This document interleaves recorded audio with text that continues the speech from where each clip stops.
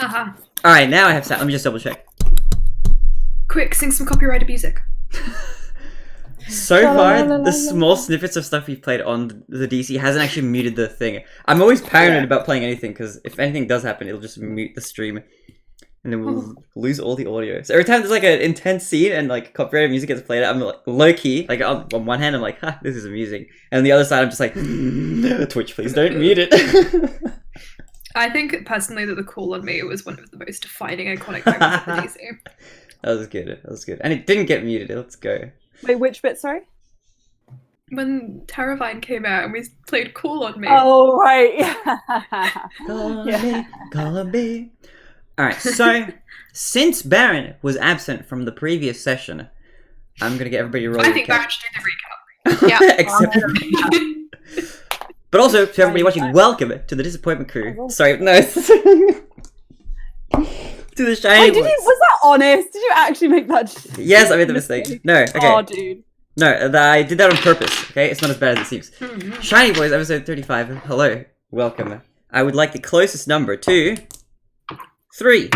6. 13. Natural 20. Oh, Wait. That means you have to do it. Jade Cap. Ooh. The Jade Cap.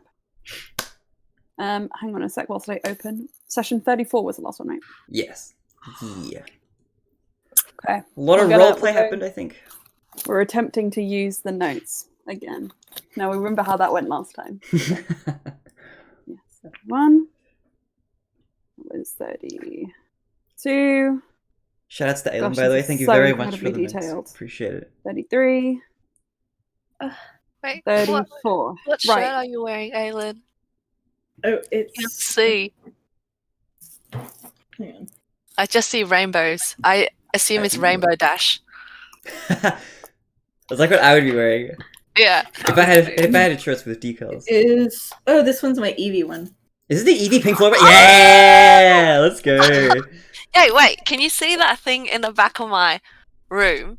Do you see that like thing on the wall? That thing points to 1,000 feet. Wait, shit, what am I doing? Yeah, that's That the one. other evolutions, yeah. Ah. As a constellation. Yeah, I really love That's them. cute. Oh, that's So cool cool. as. Mm. Hell yeah. But Yeah, no, I not have on this one, AliExpress. but like as like foxes, I think I've got like 3 different versions of the same shirt. Oh my god. It's a good shirt. And a good album. Yeah. Cool. All right. I'm gonna do it. Let's go. Yeah. I'm excited. I'm hyped. I'm just gonna read the notes. We pick back up in Alaria's home post reincarnation of Dariel into a forest gnome. Core gently kicks him while Jade holds him up in the air. Dreety checks on Dariel's health. He's fine, just recovering from being dead. Woo. We explain that he's been brought back from the dead. For answers, we got his note of Drew Morgar. Dariel explains that he poisoned himself, fucking hell, because he thought we left him there. And he couldn't get out and he After, didn't like, want to 2 starve to hours. death. After 2 hours, yeah, literally. The group is understandably frustrated with Dariel's poor judgment. We ask what he knows about Medusa. Dariel gives us the full story. He got roped into working for Medusa a few years back after his town, very far north of capital on the material plane, burned down. He needed to find work to take care of his son, Sven. Sven, was that actually his name? After his husband, Yeah. Donatello Swordfinger. Donatello! He assumes Donatello is dead. He went out to fight in battle and never came back. Dario ran into Medusa's minions, who offered to help after finding out Sven had magical potential. Medusa was well known for being a powerful magical user, and she took Sven under her wing as an apprentice. Dario became stuck and indebted to Medusa, unable to pay back what he'd borrowed, unable to see his son because of it. Dariel's pretty aware of his circumstances and that they're a bit strained. Dario left Druamargar the message to tell us that they're involved, and he overheard a conversation between Medusa and her goons where someone said, "I think Druamargar will be pleased with this, and many tributes for the summoning trial. I will let him know we're making progress." Dariel doesn't know any more specifics on it, though, and doesn't know anyone else higher up on the chain. Blah, blah, blah, blah, blah. If we want to know more, we might ask Medusa. Blah, blah, blah, blah, blah. Tora, that's where she is. Blah, blah, blah, blah, blah. Jade is the only one immune to Medusa's petrification. Blah, blah, blah, blah, blah. Petrification. Eldra, Jade, I'm slipping. Hang on. So blah blah blah blah blah. That's very helpful. Hang on. I'm slipping. I'm gonna go back into it. I'm gonna go back into just reading again. Deep breath. Deep breath. It's all G.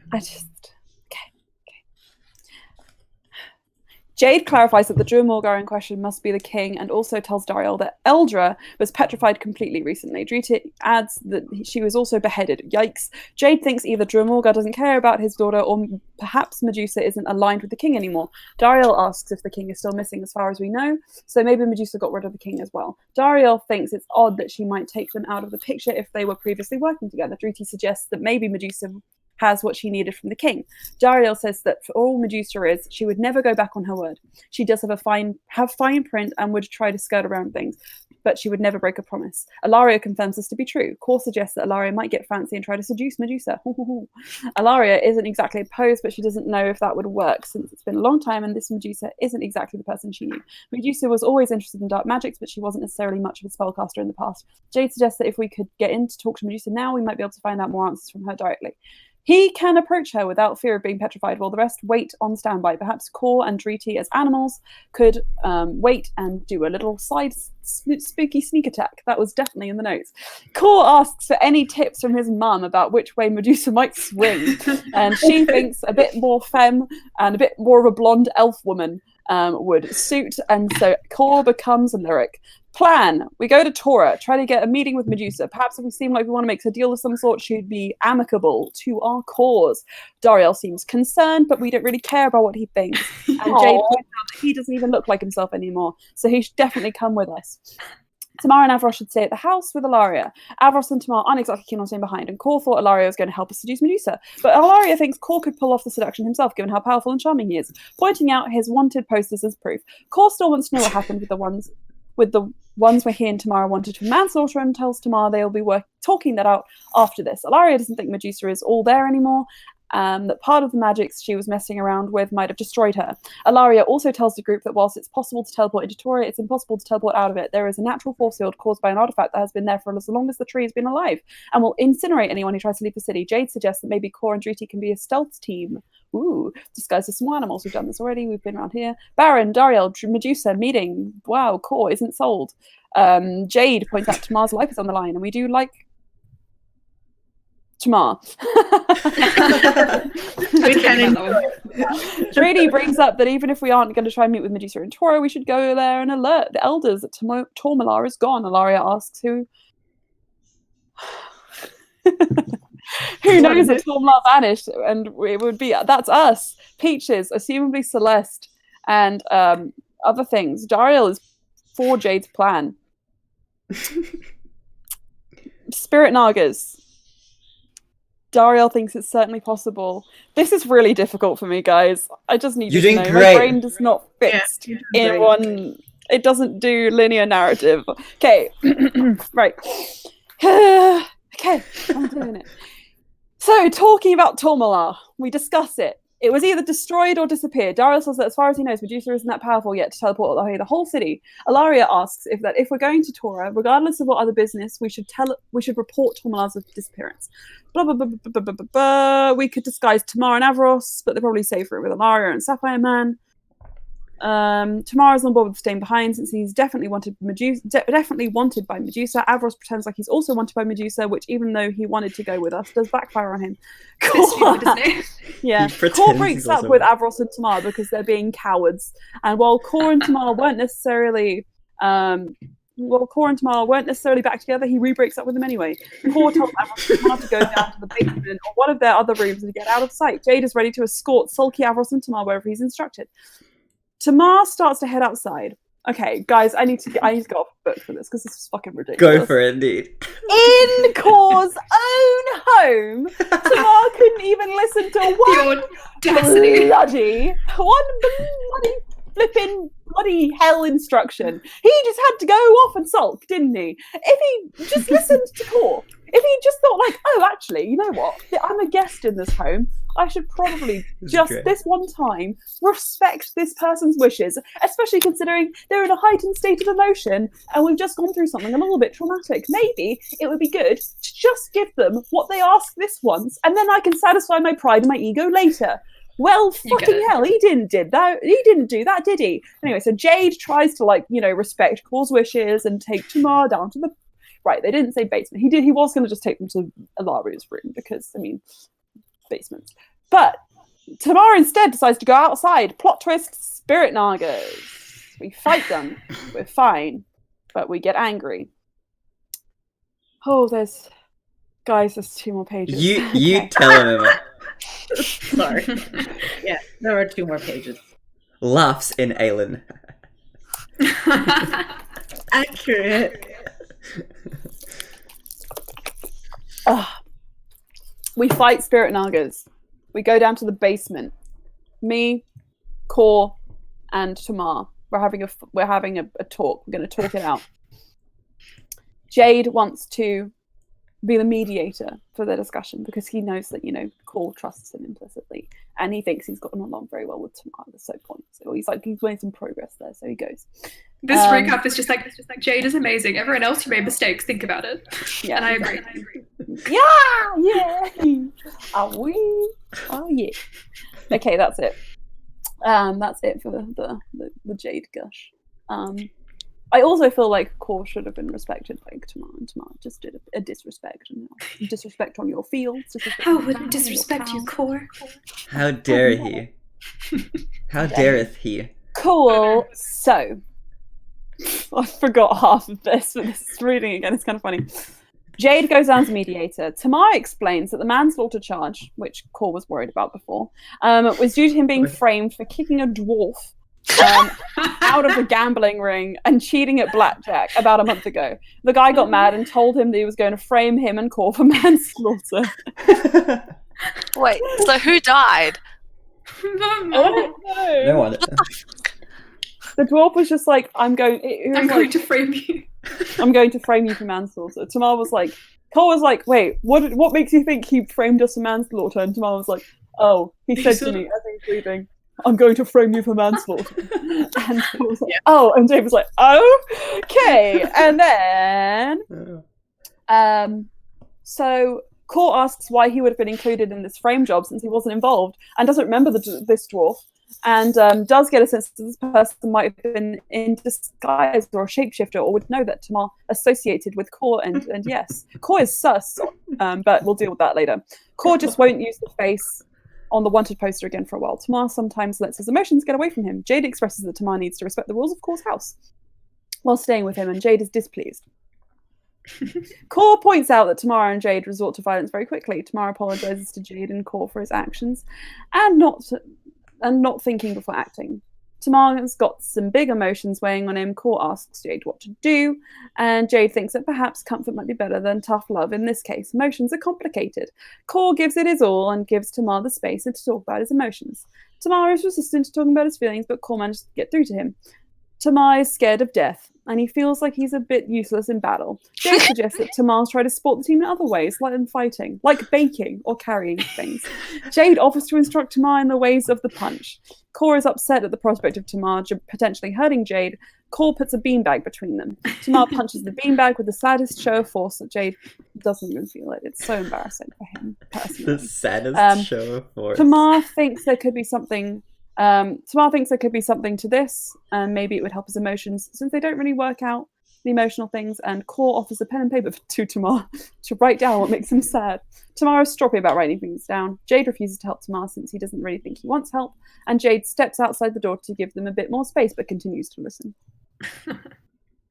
Kor wads up the paper and throws it at Tamar. Kor and Tamar hash it out, and that violence won't necessarily solve their emotional problems. Kor is trying at empathy, but is getting angry at Tamar. Tamar apologizes and says they have unresolved emotions.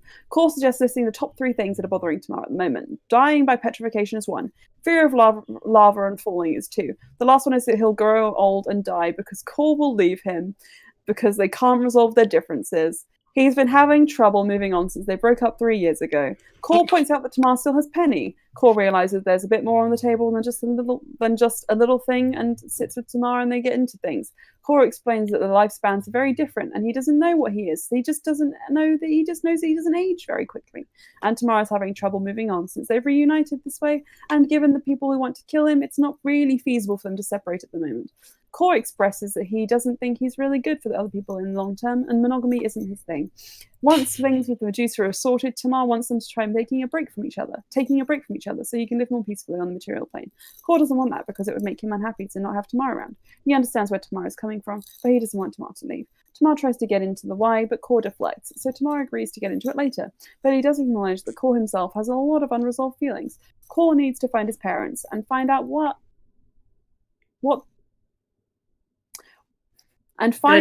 they are. So he'll have an idea of his lifespan and his abilities in full. Tamar points out that Core might ask Ilaria, but Core has tried that before and got nowhere. Tamar suggests taking Ilaria with us since she's very powerful and that she would be fine watching over Sapphire Man and Avros. Core just wants Tamar to be able to be safe and maybe focus on baking rather than gambling. They agree to go upstairs and finish planning with the others. Tamar is also planning to interrogate his mother further about his birth parents. Tamar apologizes again and Core offers a hug, and they hug and Tamar thanks him. Meanwhile, Druti has been helping Ilaria in the kitchen and trying to be overall helpful. Jade was listening at the door and felt hella awkward about it. So when he hears Tamar and Core leaving, he rushes up to sit on the table. Core knows that Jade looks guilty about something and suggests doing watches together later. Tamar and Druti also agree to do a watch later. Core seems to be fine with Druti taking watch with Tamar makes Tamar a pink rose, which he places on his buttonhole. Tamar is happy about his flower, which makes Druti's flowers bloom more. Druti makes Core a flower as a peace offering, and Jade a flower because she likes him in a familiar way. Right, okay, you've missed out a very clear part in the notes, which I think is very important, actually, which was that it looked like everybody else was getting flowers and that Jade wasn't getting one. So that's also very important for the next bit. Jade doesn't want his flower and seems confused. Druti gets a bit insecure because she made it look like he wasn't getting a flower in the first place, and he didn't want him to give her one out of what's the word looking for? Duty. Flowergate 2020. Yeah. I'm sorry, I will amend the notes. I will fix it. Why are your notes are perfect? Don't worry. Jade! Okay, I'm maybe a bit biased, but I mean, I'm not going to change the way I am. The other reason I didn't include the other part was because you explained it out of game, but I can fix that. Oh, we can see. I will fix it because I need to add more. Anyway. You do not need to add more. This is a lot. But we should publish these when the campaigns end. We should just get a binder full of them. For sure. That would be so much paper. So much paper. Hee. Dude, I'd be down to reread all the notes. That'd be fun. Druti explains that her flowers are how she expresses emotions. Avros asks Ilaria to take watch with him, but she declines and suggests Sapphire Man does it instead. Sapphire Man is agreeable to this. Avros has more biscuits. Shenanigans take place. Core tells Ilaria that he wants to have a chat with her later. Ilaria agrees and asks what our plan is. Core wants to bring Ilaria with us since she's so powerful, and Jade asks if Ilaria has a place in the city we could stay, a pied-à-terre, if you will. That was safe since her home has been compromised after the Spirit Nagas found it, thanks to Ma. Ilaria knows a greengrocer there who might be willing to help us, and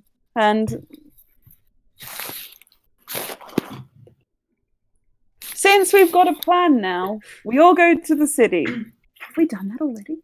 No, we haven't done that yet. We all plan to go to the city and have our squishy NPCs stay with the greengrocer while we sort out Medusa. Druti and Avros help Ilaria clean up after dinner, and we're ready for rests and watches.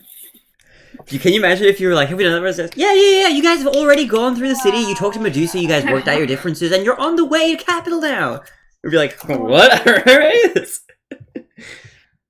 Emma, that was beautiful. Thank you very much for the recap. I appreciate it. It took a very long time, I apologize. I like the comprehensive. The YouTube video where you exposed Tamar for a bit. That got like 20 million views. That was pretty good. I liked that video. Bye, Tamar. Bye, Tamar. Bye, Tamar. Oh no. Oh my god. 50 million views.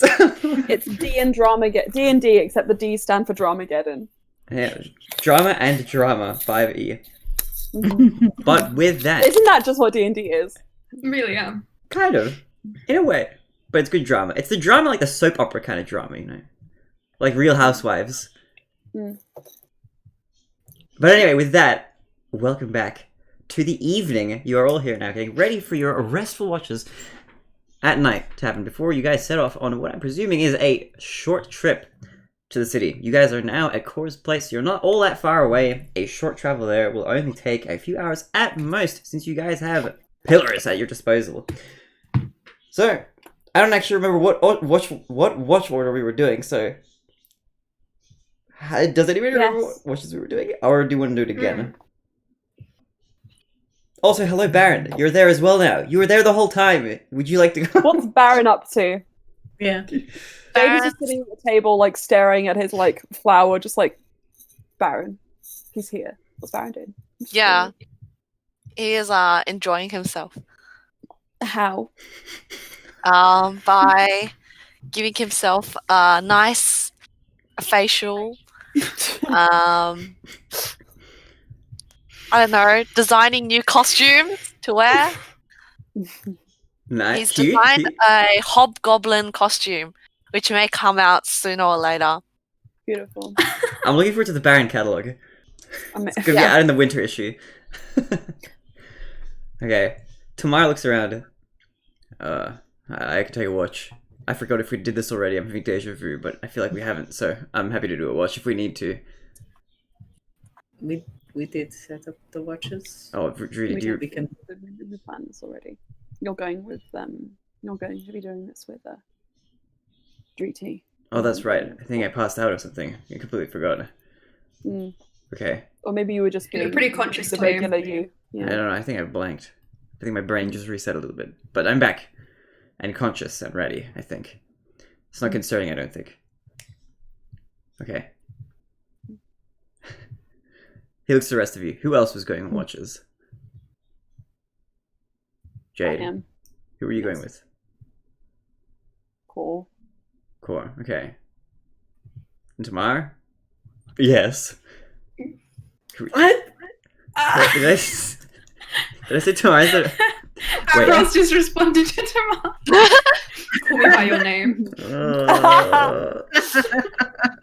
Yeah. Okay, that was a great session 35, guys. We'll be back next week. Make sure you tune in. Oh, I got it. Ambrose. Yes. Fucking hell. This game. Let's just skip to watches. Tamar is going first. He's going for treaty. You guys, head off out into the night to look around, perceive your surroundings. This is going to depend on where you guys want to go. Tamar looks like he's looking at the door, looking like maybe he's going to do a perimeter of the house. For treaty, how you looking? Driti's gonna set him down in front of the window and just no. Alright. Remember what bullshit happened when you left the house? I mean, I do I'm remember, not doing but that again. I remember, but well, I mean, what's the worst that could happen a second time? It's not like we're gonna see another I spirit. swear to God, if you say that, I will Punch I you. will. Yes. Okay. Alright, fair enough. I feel like Core said that in his sleep, and Driti's like, "Yes, that is exactly what will happen." Alright, I will okay. kill you, but I will give you a stern. I don't know. Something. I don't. Okay, Brigitte, I'm sorry. Please don't hit me with your stern. I don't know. Let's just. I'm okay with looking out the window. I concede. You're right. And I want you guys to roll some perception checks. And Alan, I'd like you to roll for me a d12 while you do, and hit me up with both those numbers. Holy fuck! So you remember I rolled for recap? Yeah. Guess who just rolled it again on a different Double die? nat 20. Oh my. Double nat 20s. Oh my god. Oh my god. Damn. Okay, you're perceiving For a 27. Alright, we are gazing through the souls of our enemies right now. Those And are would you Brian give- perception numbers. Yeah. And So on the D. Oops, sorry. That's everything. Oh, the D12 was a 5. 5. Alright. You're looking around. Tamara's having a look as well. You are gazing out into the distance, and for as far as you can see, it's pretty peaceful. You can see a few grasshoppers outside, just outside the window. The glow from the interior of the house lighting up your surroundings just a little bit. But even then, you've got a good sight into the darkness, out into the night. And as far as you can see, everything's peaceful. Everything's all nice and chill. Everybody's resting, everybody's asleep. Even the wildlife seems to have taken a rest for the night as the night Except for the passes 5 slowly. spirit nagas coming your way. Except for the 12 spirit nagas that are now coming in your direction, rolling in. Okay, No. I'm kidding. It's actually 20 spirit nagas. No. Bad. Bad, Thomas. Roll a d100, and that's how many spirit nuggets are coming your way. Okay. You're keeping an eye out. You're perceiving really well. And it looks like, for the most part, nothing much is going on outside. It's peaceful. It looks like that spirit nugget that did find you earlier seems to have been astray. Doesn't look like any other spirit nuggets have managed to find their way to you, at least not yet. And haven't noticed the disappearance of their compatriot, their comrade, the other spirit nugget that's now fallen in battle. Tamara's looking outside also. He's having a gaze. He's having a peer through the window. And not much is going on. If there's nothing you'd like to do, Tamara probably doesn't look like he's going to initiate any sort of conversation. Still reeling a little bit from his emotional endeavors, his emotional escapades that he had with Core in what I thought was it the basement? Basement feelings. Basement moods. Basement moods. Basement moods is the name of the Shiny Boys' like first debut album. Basement moods. Yo, it's Tamara. I don't really know how to sing. I don't know why I was putting this label. What a great theme tune. Yeah. He's the most monotone singer ever. He'd be a good mumble rapper, maybe. Yeah, my name is Tamara. With Shiny Boys here.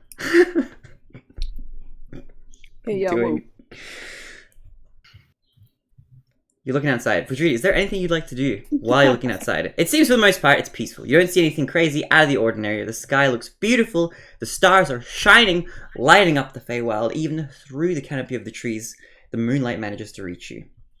Is there anything you'd like to do? Yeah, I think she will just kind of, after a little bit, just kind of ask Tamara if, hey, are you doing okay? No. Yeah. Are you doing okay? I'm okay. Why do I not look okay? I should be okay. You stormed out earlier. Oh. It's usually a sign of not okay. Oh, that. Okay, I'm not okay. I lied. I'm sorry for lying to Fujiri. I didn't really mean to. I think I can't help myself. I don't know what's come over me. He nervously chuckles to himself.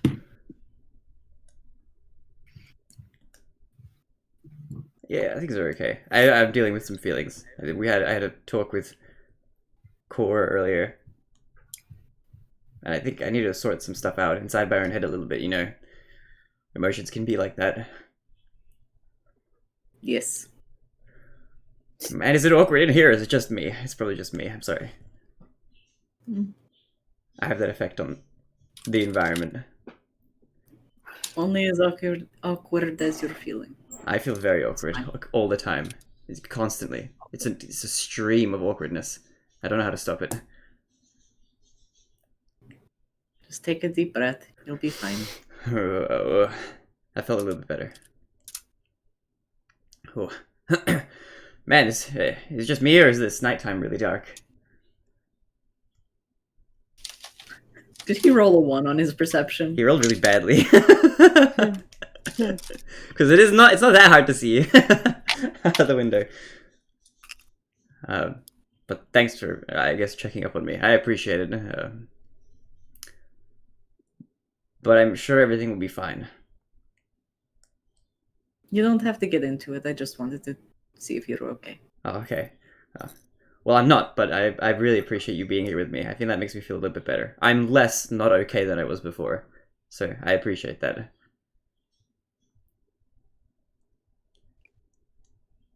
She'll just kind of like pat him on the shoulder. He kind of looks down a little bit and then casts his gaze back out the window. And then back at you for a bit. Thanks. You're welcome. She's pretty happy to just keep staring out the window for the rest of the watch. Wholesome friendships. All right, your guys' social link levels up just a little bit. And I think with that, your watch passes peacefully for the most part. Doesn't look like anything crazy happens as far as you can see, and you can see just about everything with your nat 20 out of the window. Is there anything you're looking out for? Is there anything you're trying to perceive outside of just a threat, or are you just keeping an eye out? Threat, movement, just anything. Yeah. As far as movement is concerned, everything looks pretty chill. It's not so silent and so unmoving outside as to be suspicious. There is a little bit of wildlife movement outside. You know, you can see the breeze kind of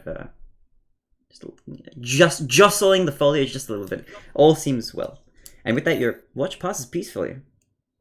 Next in the watch order, as you go back to your posts, do you wake up Corey and Jade, the dynamic duo?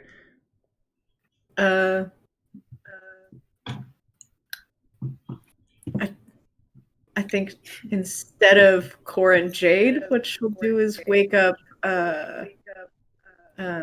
Avros and Sapphire Man to do their watch. Alright. Interesting.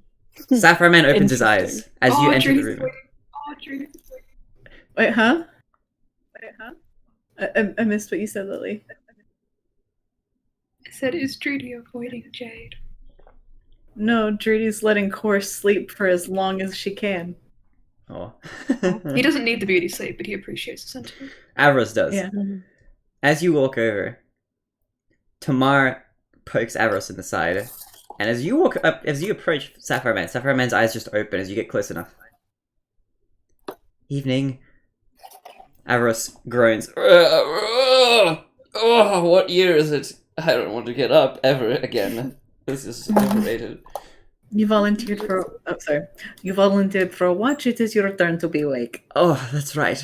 What came over me? Why did I agree to that ever? That doesn't sound like me at You were all. being helpful. It is delightful. Helpful? Are you sure that wasn't an imposter? I think that doesn't sound like me at all, even remotely so.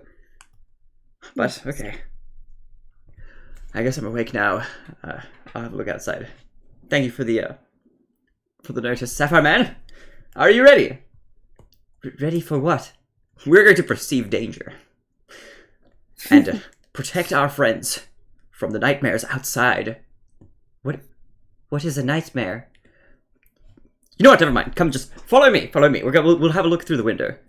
I actually think this is going to be a really good watch duo. Oh no. Mm-hmm. Well, as they stroll over and you guys settle into I'll roleplay through a little bit, why not? Because I just want to see if anything happens. On the off chance that something goes awry, then we'll need to know. So, let's roll perception checks for both of these boys. Oh my god, dude, Avros sees everything. Sapphire Man is really good too! That was a 19 and an 18 on the dice. These boys, dude. They're actually trying. They're looking out. They both take different windows. Avros looks at Sapphire Man. Alright, Sapphire Man. Sapphire Man, this is what we're gonna do. We need to make sure that we cover as much ground as possible, so as to not let our foes make their way in. We're not our foes. Sapphire Man looks at him in confusion. Okay. We are looking outside for foes. Yes, for foes. Our enemies. Those who wish to do us harm. No good doers. Do no gooders.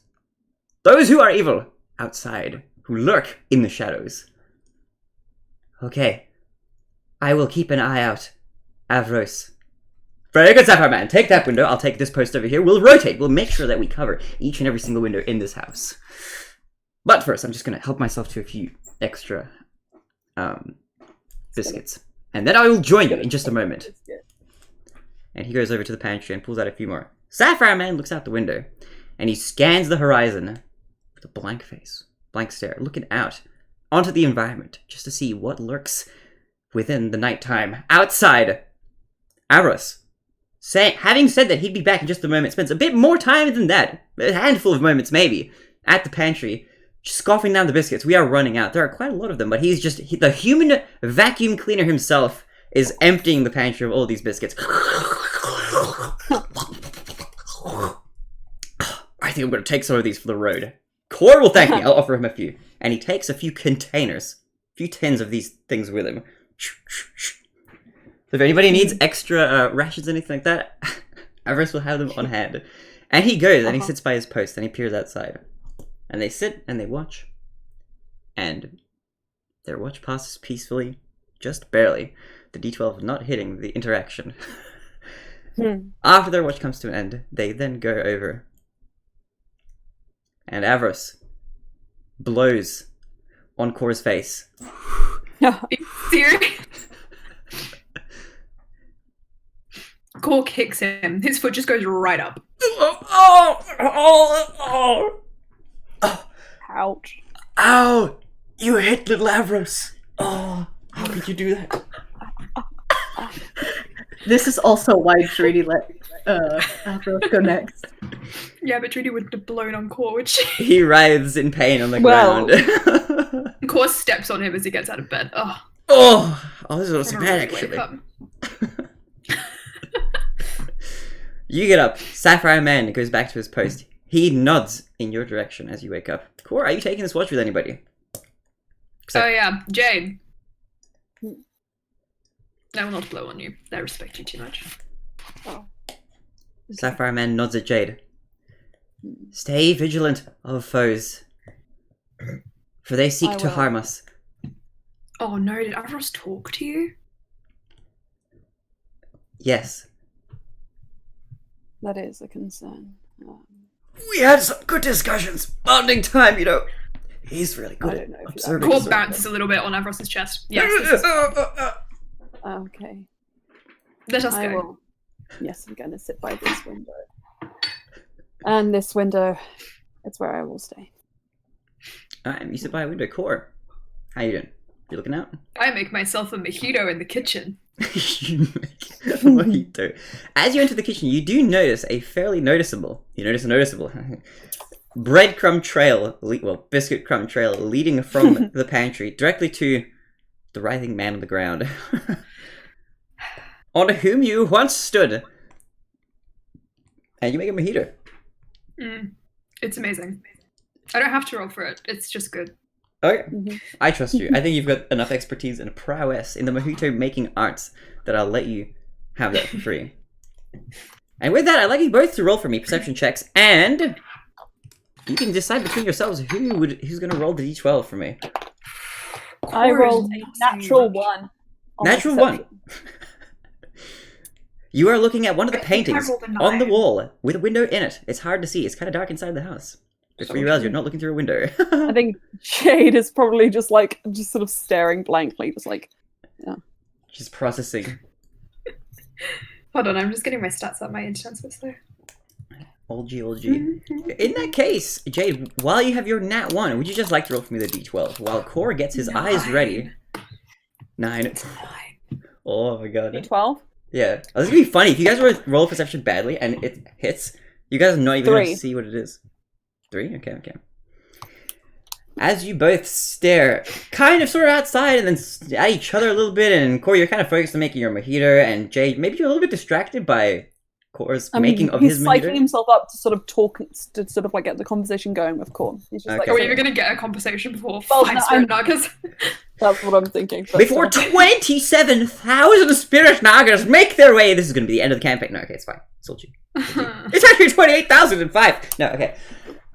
But with that roll, you do hear a rustling outside.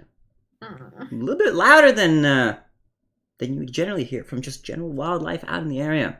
But since you both rolled so badly, neither of you get a glimpse of what it is. So you hear and then like a... Where does the sound sound like it's coming from? The wall or the bottom floor? Sounds like it's coming from the wall-ish, from outside the house, as if something is right outside. But you can't quite see I'd like through the to- window. Wait, I Stealth- can send my familiar before you put yourself Okay. in danger. Okay, that seems reasonable. Cool. Let's send my familiar to check. Alright, how do you send it? Are you sending it through an open window? Are you sending it through the door? How are you getting out of here? Through a window. The window. You open one of the windows. Can I roll a stealth check to make sure it's stealthy? Sure. Jade opens the window stealthily. 17 plus 7, 24. 24. You are silent. Your fingers do not make a sound as they caress the edges of the window as you pull it up. However, the window itself is a little bit squeaky, so it still squeaks a little bit anyway, but you try your best to make the squeakiest sound as possible.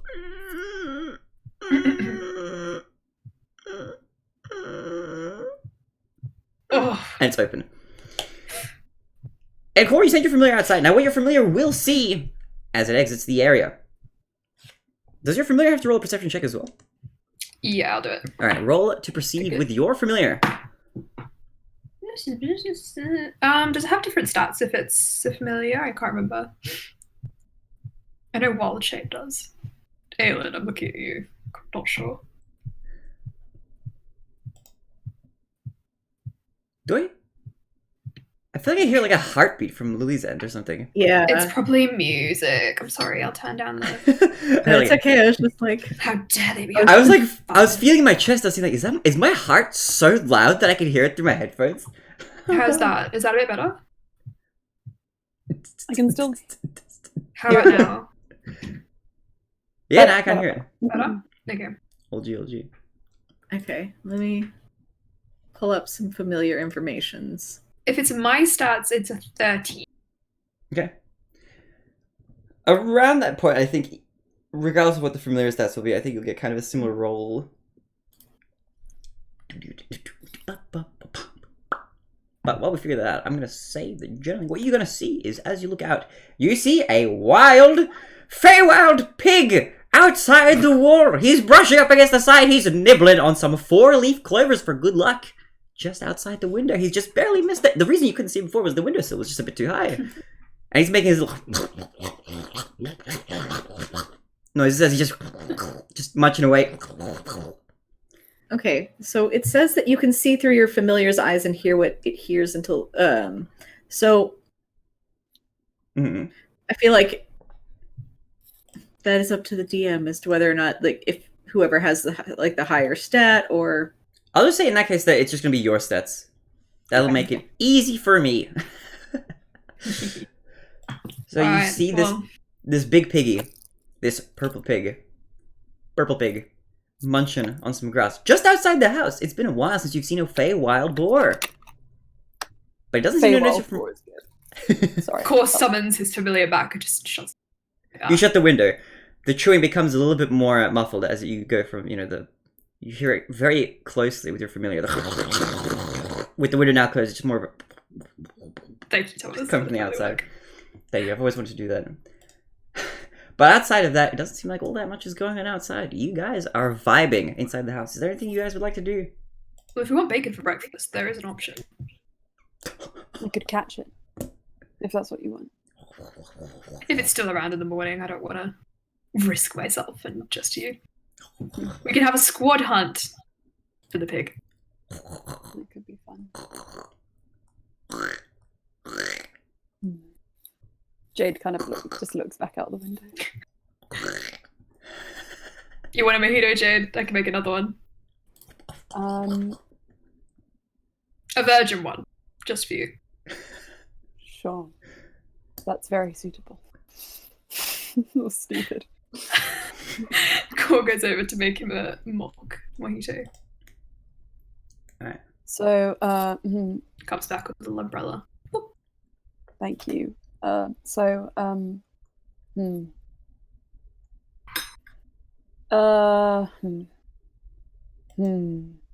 look uncomfortable.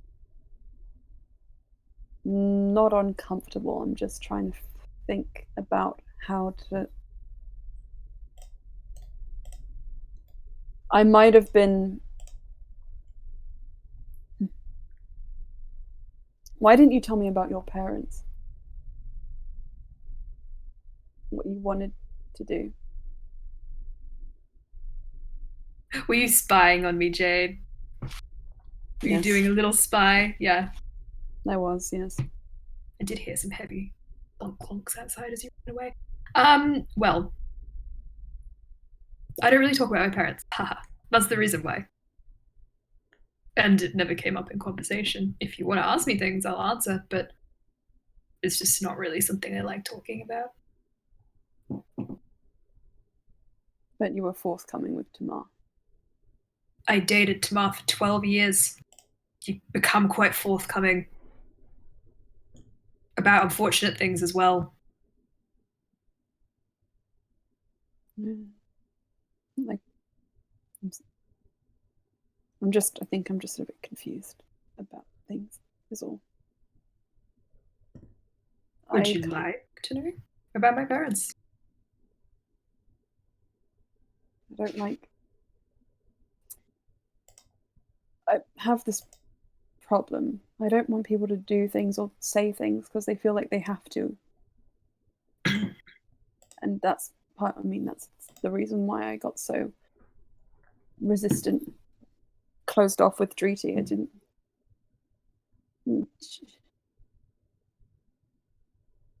She clearly didn't. Well, her first instinct wasn't to give me her flowers, so I didn't want her to feel like she had to give me one. And I know that you haven't spoken about those things with me before, so I almost didn't want to ask you, because I didn't want you to feel like you had to say anything you didn't want to say. But I kind of thought that you would want to talk about those things with me, but I don't know, I'm just confused. I think you need to be a little less scared, maybe, of asking people what you want. Because I know that Drudy did mean it when she gave you the flower. Didn't make it any less meaningful. And to be honest, I would tell you pretty much anything you asked. It's just that I felt like I owed Tamara an explanation at that point, and that was the explanation I gave.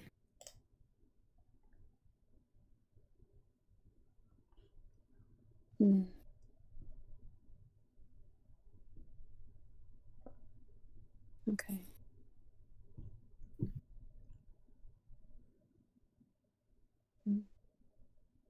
Thank you for saying that, but I think I need a bit more time to figure out what this feeling is fully. But I'll be honest with you, if I feel this way again, or I'll try. I just don't understand emotions yet properly. I thought I was doing pretty well. There are some emotions I understand. There are some that are quite foreign to me. If it's the situation with Drudy, the situation with me, wanting to be close to people, that's understandable. I get it. But I wouldn't doubt the way that we feel about you. It's not a weak feeling. I don't tolerate people I don't like, so. I'll see. I think I need to think a bit more, but you make a fair point.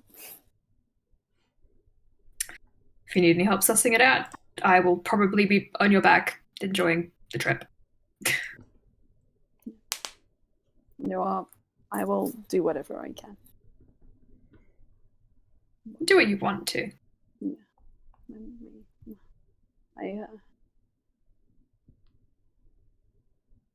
I don't really know what I want or what I'm looking for. I just don't really feel like enough right now. For anyone, but not for myself either, so. I'll find that. I think Cor's gonna take Jade's hands and just pat them. You're enough for me.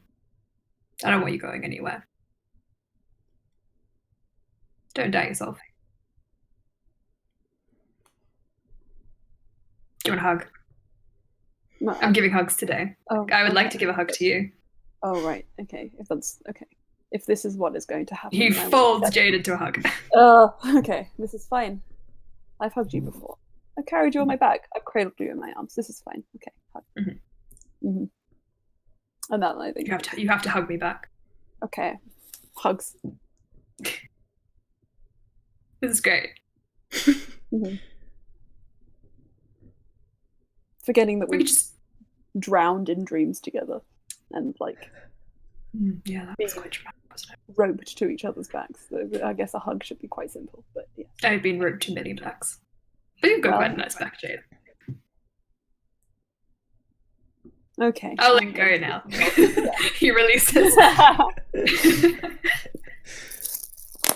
And with that, the night passes almost peacefully, if we're not for the 29,000 spirit. No, okay. Oh my goodness, The number just 29,000. keeps going up. 29,000! I'm gonna eat my dinner off camera, but I'm still here. OG. With that, your watch passes peacefully. Baron, you are getting a full night's rest tonight. all of you are now long rest and welcome back to the next day. Yeah. Back to the next day. What am I saying? It doesn't make any sense. You guys haven't been here yet before, or have you? That's what we'll find out. But Welcome back to the next day. This is a time travel campaign. it's a time loop now. It's like Groundhog Day. You guys are just stuck. But with that, you guys all awaken nice and fresh, ready for your trip. At this point, Mom is up pretty early. How early are all of you guys waking up? Are you guys sleeping in? Are you guys getting ready? Not early. Not early? Jade's an early riser.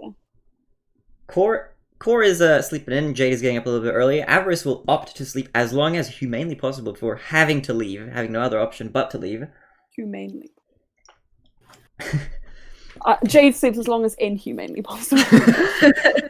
Should I say as like half elvenly as possible? Baron, Rodridi, how are you guys sleeping? How are you guys going? Are you guys getting up early in the morning, or are you guys sleeping in just a little bit? Early riser. Early riser and Baron. Baron's up early because he needs to make sure he's in top condition. Top condition. All right, Baron, what are you doing? How are you making sure that you're in top condition, in tip-top shape? What is your morning routine like as you get up? I am okay. First, I need to go for a morning cleanse. It's got to be a gentle cleanser, so I don't irritate my skin. And then I put on BB cream, just a bit, Nice. and then put on very natural foundation and draw some eyebrows, a little bit of mascara, but not enough that people will be like, "Hey, you're wearing a lot of makeup today." And then I top it off by putting on clown makeup all over my face. A stunning bard. You know, I have a feeling that if Baron had a YouTube channel, he'd make a great beauty YouTuber because one, he'd have good beauty tips and good beauty videos, and two, he'd be in on all the drama. Yeah, he'd be Dramageddon incarnate. Drama. He'd be shit talking Oh, everybody on God. his YouTube channel. I can imagine it, dude. It would be great. What about the other two? Jade, Rodridi, you guys are also getting up a little bit earlier than the rest. How are you guys getting ready in the morning? Jade is going to use a pumice stone abrasive exfoliate. No, I don't know. He wakes up. He grinds the pumice stone down. Yeah, he wakes up and just like polishes a pumice stone. No, he's just gonna wake up and sit and stare out the window, make sure there are no more spirit nagas.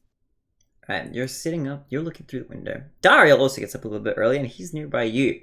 He's got a piercing gaze, looking right through you. Your gaze looks as though you're piercing right through me. Why? What have you done? I had a What dream is- about you. Dear God, tell me more. It was a weird dream. Uh-huh. I don't know if I should. You have to. Roll persuasion. I have no charisma. I have a thing about playing characters with either max charisma or zero charisma. I have 2 max and 2 0. Oh, it's real good. It's 14. 14. Oh wait, no, that's just a 4. It's a 4. A 4. Why should I? I pick him up and dangle him by the ankles. Roll intimidation with advantage. Oh my god, it's also, again, one of my worst stats. this team. 13. 13. I shake him a bit. He's gonna. Okay, I'm gonna roll against that. He's not budget, dude. You are shaking. I refuse! I will never speak. As you shake his poor gnome. I have high intimidation if you want. And just hold him over to Core and just like, Core, we need information out of him, please. I would like to threaten to kick Dario.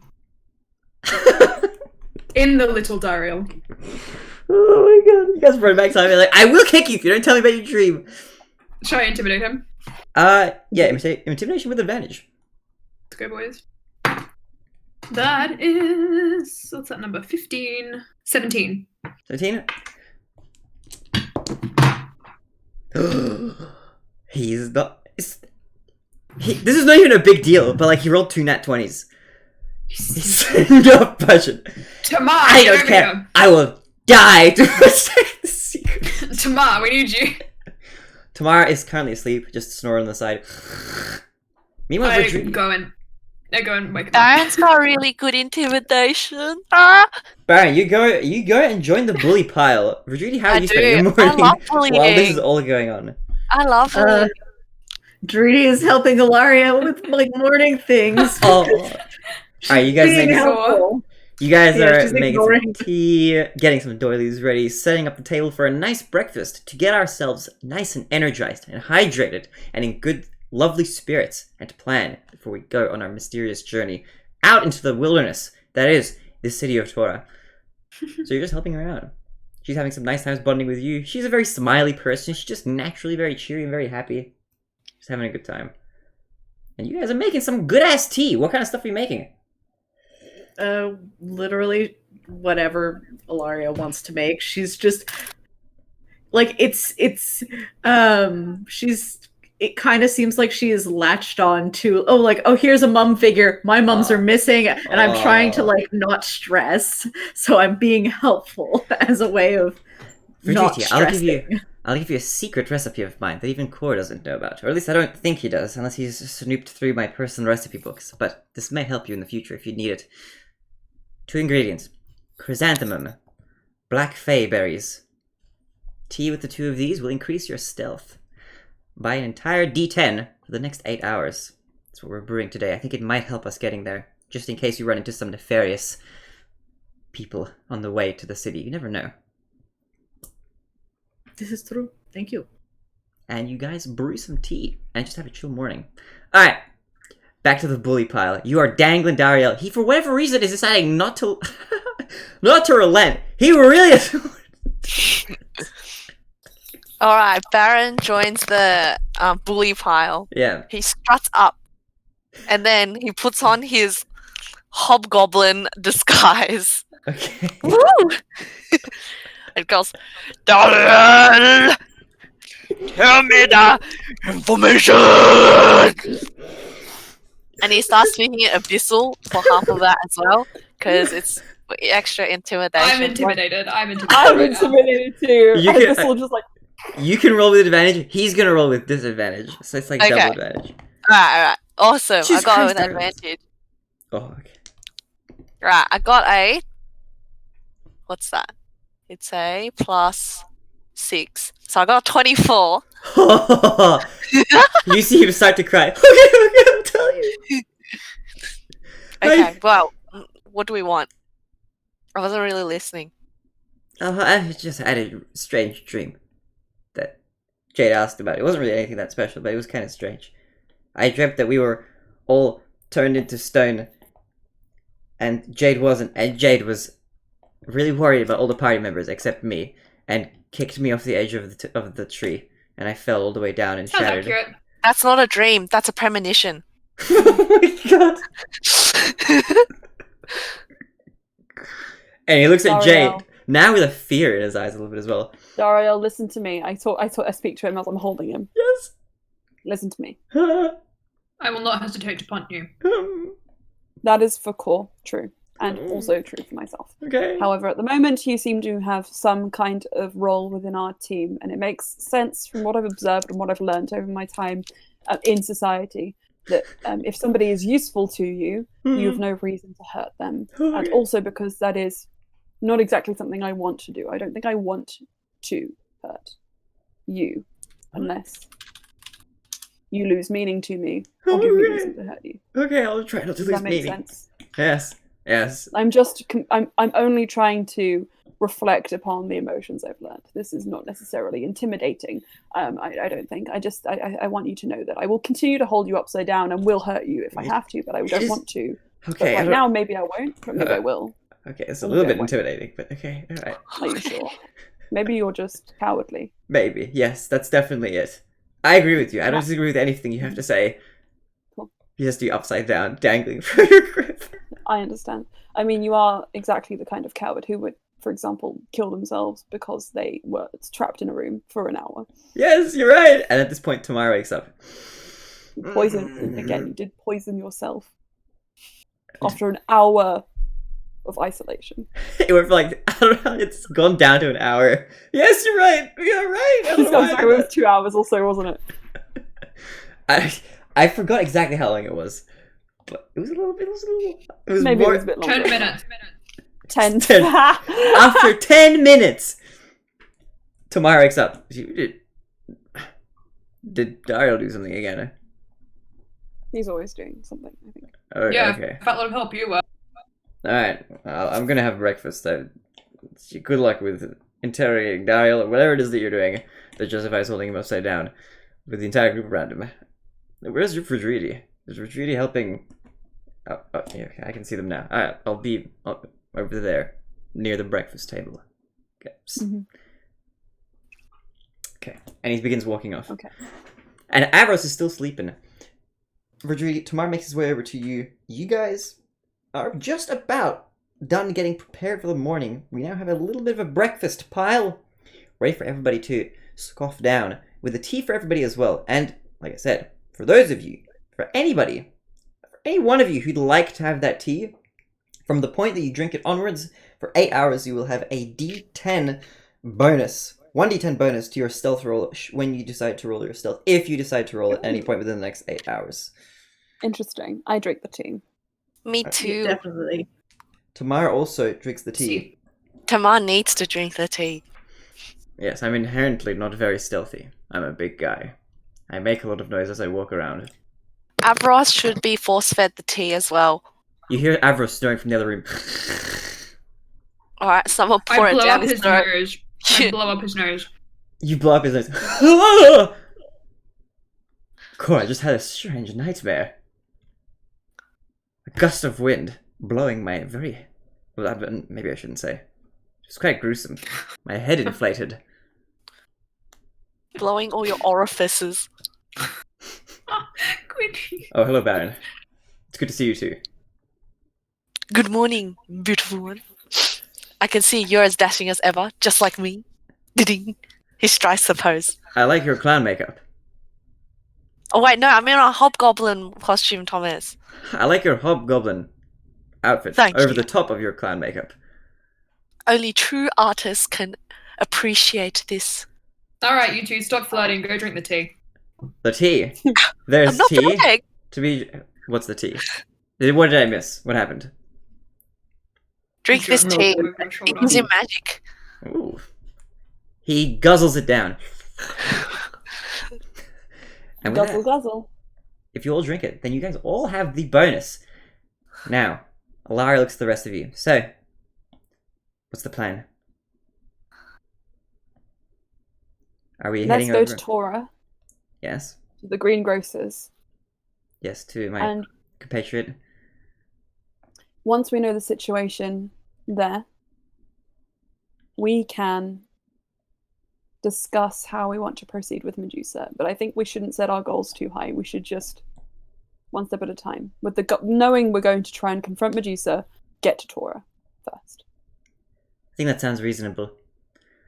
Well, the greengrocer that we're looking out for anybody who's looking out, I guess, is she's a goblin. Her name's Melody, and she's... Goblin. She looks concerningly in Baron's direction. Yes. Go to horny jail, Baron. Bonk! No. Go to horny jail.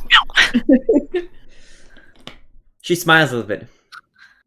She is single, but, well, you'll see when you meet her. I will definitely see. Oh my god.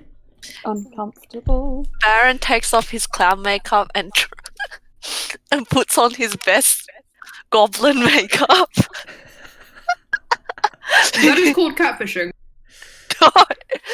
No, it's like a cosplay. Baron, if you wish to convene with her in a private matter, building your relationship, your future relationship, on a foundation of lies is not necessarily the best way to go, but I do wish you the best of luck in your endeavors regardless. Thank you. As he paints some warts on his face. The attention to detail. Roll for me. We're gonna roll a performance check, I think, when we leave this house to see how well you do at your performance of a goblin. I'm not being a Aesthetic. goblin. I'm doing a goblin appreciation cosplay. Goblin appreciation and cosplay. Okay. Okay. It's goblin inspired. Goblin inspired. This sounds like we're going. It's down some weird territory, but you know what? Let's just see how it goes. What could go wrong? She looks to the rest of you. Well, I don't really need to pack anything myself. I think if we're all ready, we can head off as soon as can be. Best to head in the morning and make the most of our day and our time if we can. I don't necessarily know where Medusa might be in the city of Tora, although she does, from what I hear, wreak a lot of havoc nowadays. Shouldn't be too hard to find her, or too hard to avoid her. She's not necessarily the most subtle of figures. She looks to the rest of you. So, shall we go? Yes. Tamar looks at the rest of you, and then back to her. Most certainly. I'm ready. And he grips his axe. I'm ready to fight. Tomar, put that away, please. Oh, okay. He puts his axe away. He's like, I'm ready. Everybody's like, now. Aros is looking around. Hey, Mrs. Core, could I have a few more of those biscuits to take on the way? Aros, I'm pretty sure you've emptied the entire pantry already. I think we should just head out of here. We're gonna be stuck here if you're gonna be left to eat all the biscuits. Shall we head off?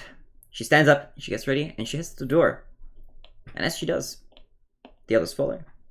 You guys, I'm guessing, are all heading out. If there's nothing else you'd like to do in this house, are you rolling stealth, or are you just heading over? At this point, the trek to the city itself, in game time, will probably take only about an hour, given that we have Virginia's pillar to take advantage of. However, if you decide not to use it, it will take quite a lot longer than that. We'll travel about a day without the pillar. I looked at Driti. Pillar. Pillar. Okay. Pillar boy. Sneaky pillar. Sneaky pillar. Yeah. Alright. As far as you can see right now, your surroundings are fairly serene. You can see a few deer in the distance. Some natural wildlife, People out and about in the morning, picking herbs, picking flowers. It seems like it's all fairly chill. Everybody else in this sort of settlement is very far away. There's a lot more spread out than other settlements. I think you kind of got the gist of that when you guys came here. And there isn't a whole lot in your path, in the way of your trek to the great city of Torah. And you begin to make your way, and you walk through. Pillaring all the way, you get closer and closer. And as you do this, I'm gonna get Jade to roll a d4 for me. Okay. You feel like glowing inside of you, as at about the halfway mark. There's a glowing inside of me. 4. As the breeze brushes against your hair in a nice, gentle, soothing way. You're just taking in your surroundings. Stop touching my hair.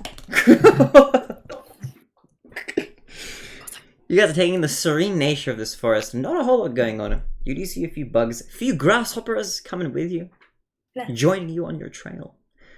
On the trail we blaze. Oh. But nothing much happens. It's a peaceful trek. This time, you manage to roll and avoid any sort of crazy dangerous stuff. You make it through all the way up to a point where the forest starts to thin out, and your use of the pillar becomes very limited, to the point where you can't use it much at all, given that the roots and trees themselves have started to spread out, such that there aren't quite enough locations to be able to use it. But as you notice the forest starts to thin out a little bit, in front of you, you see a magnificent piece of nature. I was going to say architecture, but it's not really. Not truly. Half nature, half built. You see the biggest tree that any of you have ever seen at this point. Even bigger than when you might have last seen this, for those of you who might have been to the city before, the city of Torah. The giant, enormous tree within which an entire city of folk live. Now, I use the word city a little bit loosely. It's not quite as densely populated as maybe some place like Capital, for example. It is quite big there, and there are quite a lot of people. And as you approach, you do hear the bustling sounds of life, activity, all sorts of shenanigans going on, and marketplaces in the distance, even from this far away, where the tree is still quite a distance away. A few hundred feet still, quite easily. You guys have got a little bit to walk. You are making it, and you feel a sort of magical energy exuding from the tree as you enter its sort of area.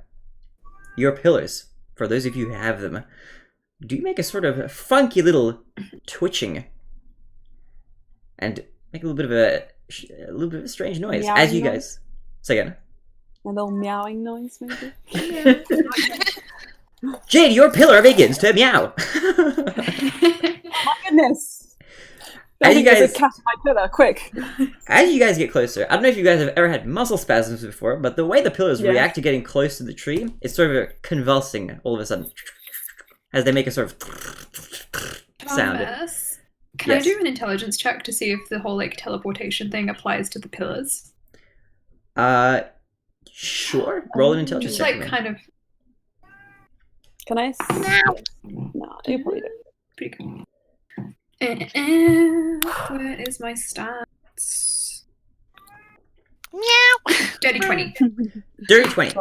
You get the feeling from what your mum has explained before, and having been here maybe yourself in the distant past, you do have a pretty strong feeling that teleportation magic of any kind is probably greatly affected. Maybe even more magic than just that. That is the magic that you're aware of. However, this seems to be a powerful enough magical force field that it seems to also just... there's a chance it might affect even more than just that. Although that's hard to say just at the moment. But you do get a feeling that, yes, this would greatly affect the way the pillars work. Everybody use their pillars. That said, I mean, yeah... As a neutral DM suggestion, you could always just try the pillars out and see what happens. How about no? Yeah. But think of the fun content we would have. Oh yeah, the incineration. I love that. It really does it for me. He just wants to summon some spirit nagas. However, there is something you come across. Because, Jade, of all the rolls in the D4, they all have events that can transpire. And there is something that you do see, while you're still quite a few hundred feet away from the distant sounds of Tora. You are still quite a while away, if you were just to walk. And by quite a while, I mean more like it might take like 15 minutes in game time. It's not really that long, but it's a walk. It's a bit of a trek. You will burn a few calories doing this walk. Yes. You do see something interesting in your peripherals. Okay. Jade. Okay, I look at it. It looks like a stone at first, but as you observe it from further and further away, it's about 100 feet away. It looks more like a statue fallen over on the ground. Obviously, I go and I put it up, right? Because statue. Well, it's maybe 100 feet away from you, and it's in it's not quite in the direction of the city itself. It's kind of like you'd have to just kind of move around it. But do you mind if I just really quickly run over? It'll take 5 minutes. Just run over and pick that statue up. Yeah, sure. I don't necessarily mind, I guess. Shouldn't we go along just in case the statue is evil? Attacks Sure. you. That's fine. You can. I would, of course. Yes. Let's do that. Might as well, I guess, all go together. There's no harm in that. We're a party, after all. That's the spirit. And you walk over. And Jade, I want you to roll for me a perception or investigation check as you walk over at the front of the pack. I would like to do perception. Alright. I'm rolling like shit today. 8. 8.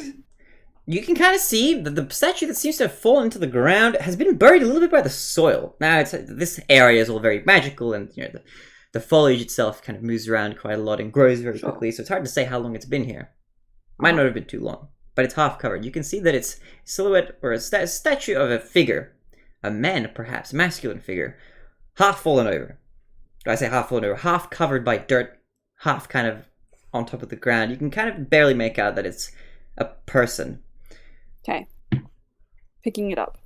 Alright, it's quite big. It's huge. You attempt to pull by the muscly arm. Would you like to try and be useful? Yeah, sure. Do you want me to help you lift this statue out of the ground? Do your very best. It may not be good enough, but at least you'll have tried. Okay, No, you know what? No, I'm going to be nice to you. I think you can help me. Oh. I think you can do it. Oh, okay. Okay. Thanks for the positive encouragement. Okay. Say no. Alright, so you guys have one anchor point to pull from if you'd like to try pull the statue up. If you imagine arms like this, right? And we got it covered, like we got dirt like this and it's in the ground, you can latch onto this arm to try and pull it out of the ground. Okay. Alright, roll for me strength checks. With advantage, actually, you can roll it. Because you are getting assistance. Gonna use both of my Jade dice. 19. Ooh. Plus a bit. Plus 1. 20. 20. Okay. So, as you pull the statue out, you do have a little bit of trouble. It is lodged into that dirt. But you get a better idea of how it probably would have landed in here. At first, from a distance, with your not so great perception check, it might have looked like it's been overgrown. It's been like stuck here for a little while. But the statue is in mostly pristine condition. Although it does have a little bit of trauma to it. You're getting the idea that maybe the statue fell from somewhere with a force great enough that it would have lodged itself, wedged itself into the ground a little bit. a little bit of the edge of the hand kind of crumbles a little bit as you guys pull this off. It's a bit of a brittle statue, but you guys are trying your best, and you pull it out. And the expression that looks back at you is one filled with horror and shock. I look up. Is that a Medusa victim? I think it might be. And as you take in this shocking sight, you get an idea of what this pose would be. It's one trying to shield from something. You know, the arms are more like this. Not only that, there is something a little bit more concerning about the statue. Now that you pull it up, what was once a muscly arm just lurking from the ground, you do recognize this person. Who is it? Is it Captain Captain Featherbeard. Stronghand or Captain Featherbeard or something? Featherbeard, can you imagine? Oh my god. No, is it Stronghand? It is Stronghand. Oh. Stronghand himself. You pull him up. It's Sounds been a little not so while strong since you guys have anymore. last seen each other. But What a handsome man. you know, We should this- stand him up, right? he makes a great statue. We should also draw a moustache on his face. No, that wasn't Jade. Jade would never suggest it. Well, guys, we should That draw wasn't a me, that was mustache on his Patricia. face. That was Patricia. But as you pull him out, you do see that there are quite a few cracks in his body at this point. Given that he did fall from quite a height, he doesn't appear to be completely in one piece. Parts of him, the part that was wedged into the ground, bits of the statue have broken off and fallen off a little bit. Mostly his leg, a little bit of his side, a little bit of his other arm. But the side poking out is remain in mostly fine condition. But as you look at his expression, you get a OG, a visitor. Medusa appears behind Core. No. You get an idea of the horror that this man faced before his last moments. Well, he was in league with Medusa, so he probably knew what he was getting himself into. We don't necessarily know that. We just know that he was in league with Lady Valentine, and we don't know if there is a connection between her and Medusa still.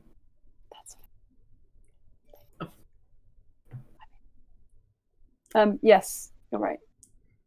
When I say look up, I'm looking for where this would have fallen from. All right, you look up. Roll for me a perception check. 16. No, 18. 18. You're looking up. You can't see anything directly above you, but as you get a kind of a look around, the only thing that this probably could have fallen from that's high enough to be of any sort of noteworthiness, I guess you could say, is probably the city of Tora itself.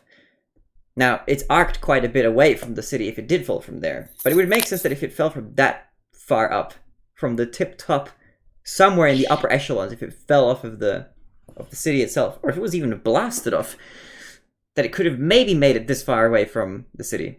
And you know what? Roll for me an intelligence check as well. 11 plus 2. 13. 13. Alright. With a 13, one idea that could spring to your mind at this point, drawing maybe a link to the city of Tora and the statue, is that maybe, just maybe, Captain Stronghand wasn't shielding himself from Medusa's gaze, but from a blast of some sort. A blast that could have shot him all the way out here into the field. Oh boy.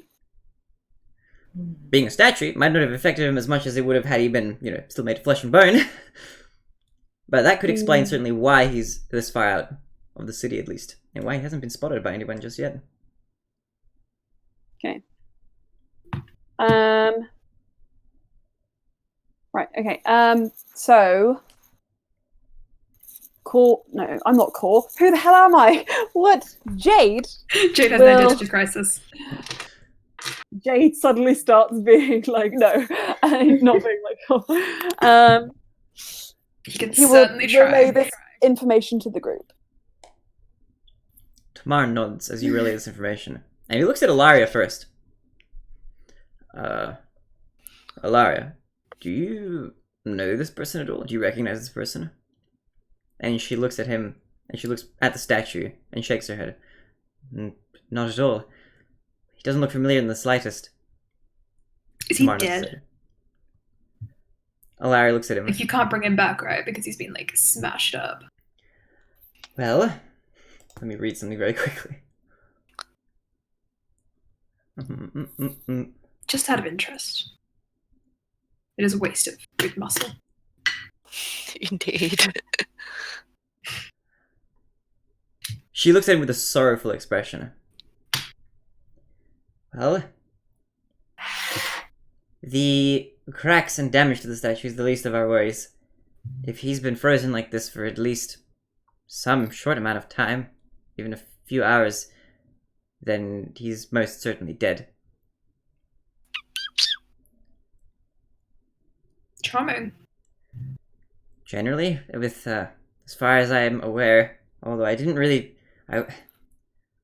really saw Medusa use her petrifying gaze, but as far as I know, so long as you restore whoever it is that's been frozen in this state, shortly after, or immediately after they've become solid stone, or while they're turning to stone, then that's all well and good, that's fine. But as long as you leave them there for at least an hour or so, then that's it, really.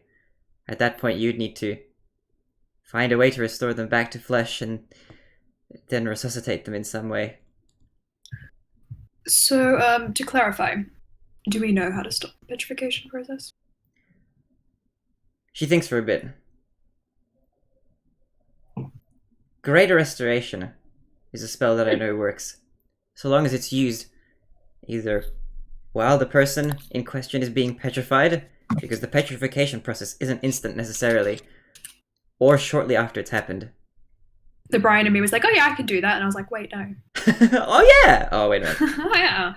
Not high enough level yet. Oh, But- Not high enough level yet. Let me quickly have a look at something before I continue. She thinks for a moment as the D&D Beyond character sheet loads. Scroll.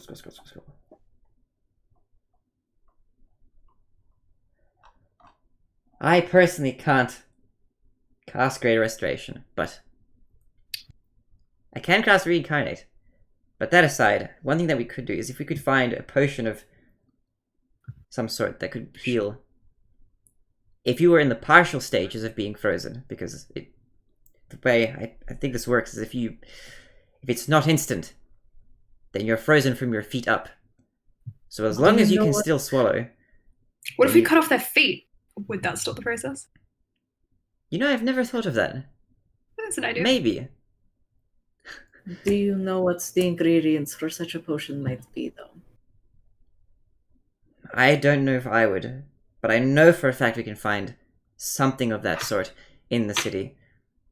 Or at least people there would know. I've never needed to use a potion of that sort. With that sort of healing power, she says.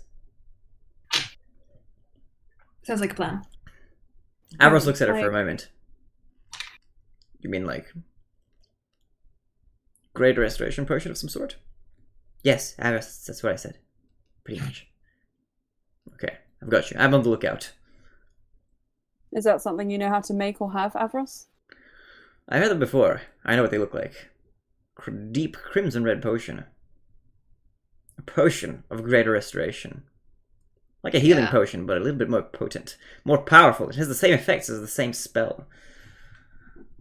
Although, if what Hilarious is true, then I don't know if it'll work on somebody who's been petrified completely. 'Cause I don't know if they can drink the potion necessarily. I don't know if pouring it on them would also have the same effect. I would guess that. So then we just need to get to them quick enough to make them chug. I think so. Avros, would you have any idea of what those ingredients might be? And he thinks for a bit, and I'm actually going to get him to roll for this. I have absolutely no idea. But I know what the potion looks like. What is your area of expertise again, Avros? Can we not talk about that for... Look, I've dabbled in Sweats. healing... He just profusely sweats. Well, my area of expertise in magic, you say? Well, it's the performing arts, of course. You're a bard. No, not necessarily, but there's a bard inside of me. There's a bard inside of everyone. Alright, before we get too kinky, should we just keep moving? We don't need to interrogate that for us anymore. I think that's a great idea. Actually, out of curiosity, what does Avarice actually have? I don't think he's Great Restoration, but I will check. Because he is a cleric, lol. Hello. Sorry, I'm back. Ooh. Hello. Willkommen back. I do have one ability. Yes. If there would arise a situation where somebody would be petrified immediately, I can slow that process down. How so? With a lesser restoration. I can as well then. And Alara looks at the two of you. I don't necessarily know if that's how lesser restoration works, but Avarice, if you're confident in your abilities there, then I'll trust you. And Avarice nods, of course. So, to the city. To the city. What are we doing with our fellow compatriot, former comrade, Stronghand here? Are we leaving him? Are we just letting him... He's dead. Well, he's a I don't think statue. there's anything we can do. Well, no, I don't think there's anything we can do for him that would require us to carry around a statue of him. In statue form. All right, We know well, he's here. I don't think anyone else is coming for him. well, that's certainly true, but he was partially hidden. Now he's just standing up here, looking out at the world, you know. Now he's a little bit more visible, I guess, if somebody Or were maybe to he's see got a him. bit of a better view now. We did him a favor. It's quite a nice way of putting it. By him. I also kind of subtly like how, like, there's, like, alive people that Jay's been like, no, you've passed. But there's, like, a stone statue, and Jay's like, he's got a better view. It's like a statue. Yeah, He- I like that. Okay, well, in that case, I'm sure that he won't Return mind to if flesh we... life? Silly. Impossible. If you're a statue, yeah, you're alive. Sure, of course you are. It's ridiculous Jade. to believe otherwise. He looks at the statue with empathy in his eyes. Avros looks at the rest of you. Well, he won't mind if I borrow this for a little bit. And he This, pulls out a stone scimitar from his stone waistband. Yeah, stone scimitar. I know it's crumbling a little bit at the edge, but Avros, fine. please leave him be. I'll bring it back. I'll throw it off the top of the tower. And when I find, I'll leave it. Okay. And he tries to shove it back in. Man, this thing came out a lot easier than it's going back in. chips off a bit of his hip. And he breaks the scimitar. Oh. You are ridiculous. It's quite. Yeah, you hear that strong hand? Ridiculous. Alright, let's go. And you all head off towards the city. Avarice turns around and waves bye to Captain Stronghand. And he looks at the rest of That's you. about right. Didn't Stronghand have some sort of bird or something? What's to do with that? Oh yeah, a fast bird. Yeah, the fast messenger pigeon. Legends about that. In Capital. Very sought after. Yes, we Huh. intercepted the bird and we... I caught it mid-air. It was great. Valaria overhears Was this that bird conversation. coming for him? It we was think? coming from him. From him? He sent right, that so message. this has happened as far as very I know. recently. It Within must the have. last few days. All right. Since it was, I want to say a day ago? Only yesterday, really, about this time. Maybe a little bit later in the day. Maybe even less than a day ago. That he sent that message. Which means that Medusa was here within the last day. She's most certainly still here, I think.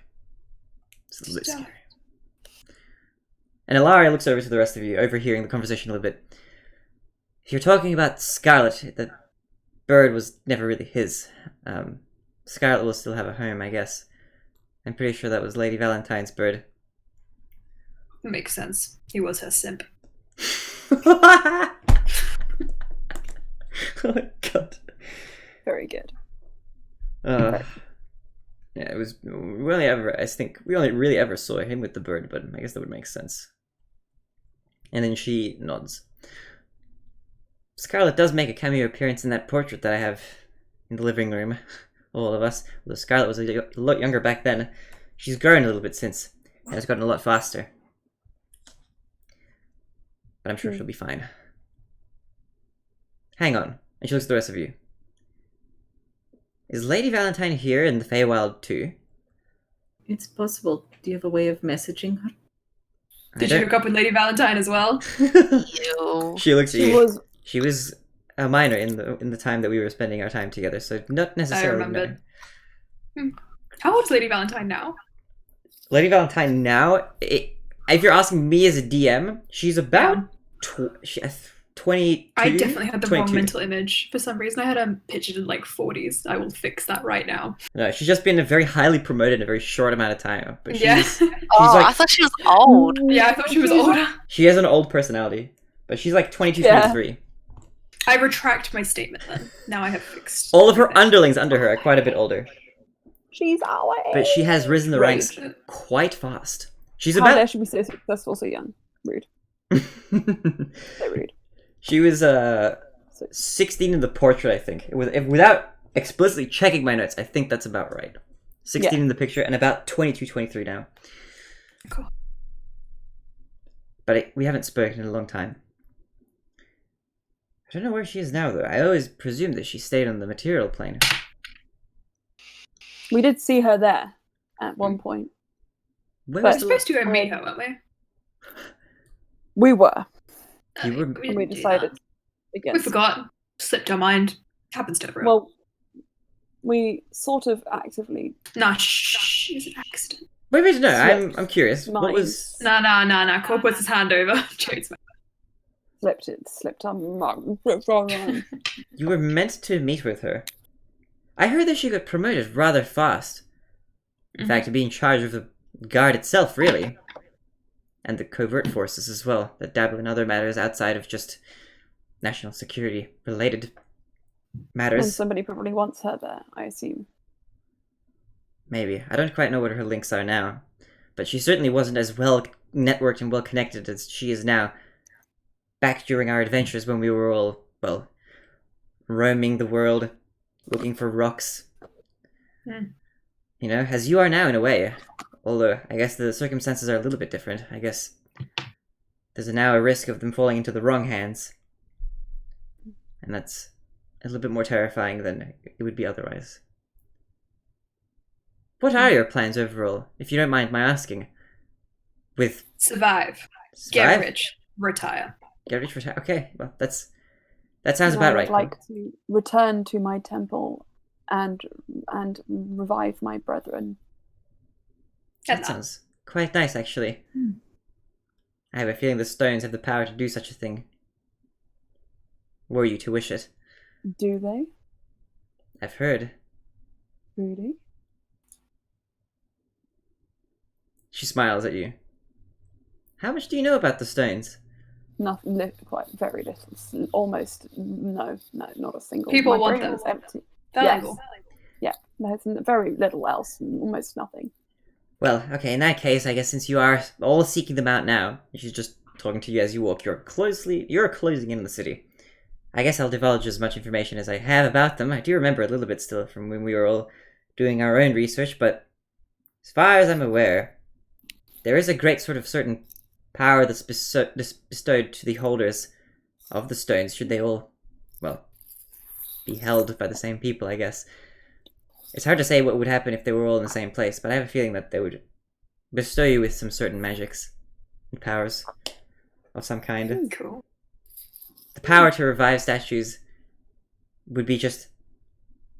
They'd be capable of that, most certainly. And so much more. How about the power to make a lot of money? That too. With the stones would come prestige, of course, if you were able to find them. The lore of the stones, the folklore has kind of faded over time. It's something we only found out through, niche books. Well, and she looks to Verdrudy. From your mother, of course, really, is where we found out about them to begin with. She had a book on them, of all things. And from there, just kind of spiraled. And there was, these stones have been around for a long time, as far as I can tell. But we never really got past the first few. We always had trouble figuring out where to find the rest of the stones. I theorize, or well, I think that there are only 5 of them, which would make sense. There's only ever 5 that have ever been talked about in any sort of literature I've ever read. But we only ever found 3. And we had no clue what to do about the last 2. Your friend, or your ex-friend, Jade. I now have dessert. Ooh! What? Your friend at Bruns. was a strange fellow, as if almost possessed towards the end of our journeys. Was obsessed with finding the fourth of the 5 stones, I guess. What shape did that take? Well, I'm forgetting the name of the shapes. The shape of a 12-sided die is the way the stone looks. We think.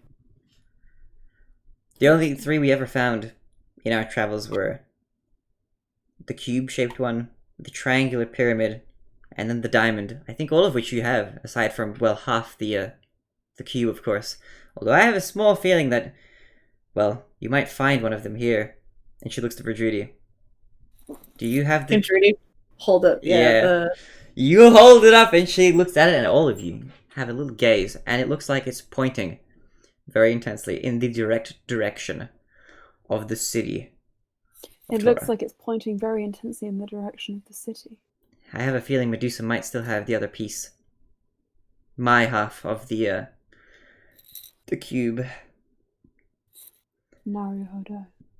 Well, let's get you a nice dress and get you a bottle of wine, and you can just saunter in and ask for it back. I don't know if I'll necessarily be able to get it back that way, or at least not without force nowadays, from what I've heard. Although, as far as what the D4 is capable of producing, that's my personal favorite of the bunch, and I'll leave it as a surprise for once you inevitably get your hands on it from Medusa. I have faith in you. I have the D4. Oh, the D6. I'm into D6. I say 4 because 4 sounds like a cube in my head. I understand. Okay, cool. It's because it's like a square, but it's more than that. I quite like it. I think you'll be pleasantly surprised. So much more than... Although, well, I should ask you all, I know that you said you know nothing about the stones, but surely you must have come across some information in your travels, at least now that you've collected 3 of them, or 2.5 of them. Not really. We like running away. Well, okay, you know what, that's fair enough. I guess, I don't know if I missed anything necessarily. I don't know too much about the specifics of each stone. I know that they're made by certain gods, and there's some sort of lore about that I read about in a book at some point. Mm-hmm. And there's a sort of a vague alluding to the powers that the stones might have on an individual basis. Obviously, you know that the D8 is the most straightforward of them all. That just points to the direction of the nearest stone that's not within a 30-foot radius of itself, really. I don't know what it would do if all the stones were within a 30-foot radius of the D8, though. That's something I've always wondered about. It's kind of a fun thought that I've had. And as she rambles on a little bit, you reach the city of Torah. You look in front of you. The majestic, lively city. The stump at the bottom, wooden stairs heading up into the branches of its many, many layers, many, many levels. It's hard to see from the outside of the city just how it looks, as it seems that most of it's contained within the trunk itself, hidden away from the outside world, protected by the natural magic bestowed upon it by the tree itself. We'll get into exactly what you see in just a moment, because we're going to take a little bit of a break. We'll just take a minor break, we'll go to the toilet, we'll get some tea refills, and we'll get into the city in just a moment. So let's take a short rest. We'll be back in like a few minutes. So get yourselves some refills, hydrate yourselves, and we'll be right back. And I'll put this stream in BRB.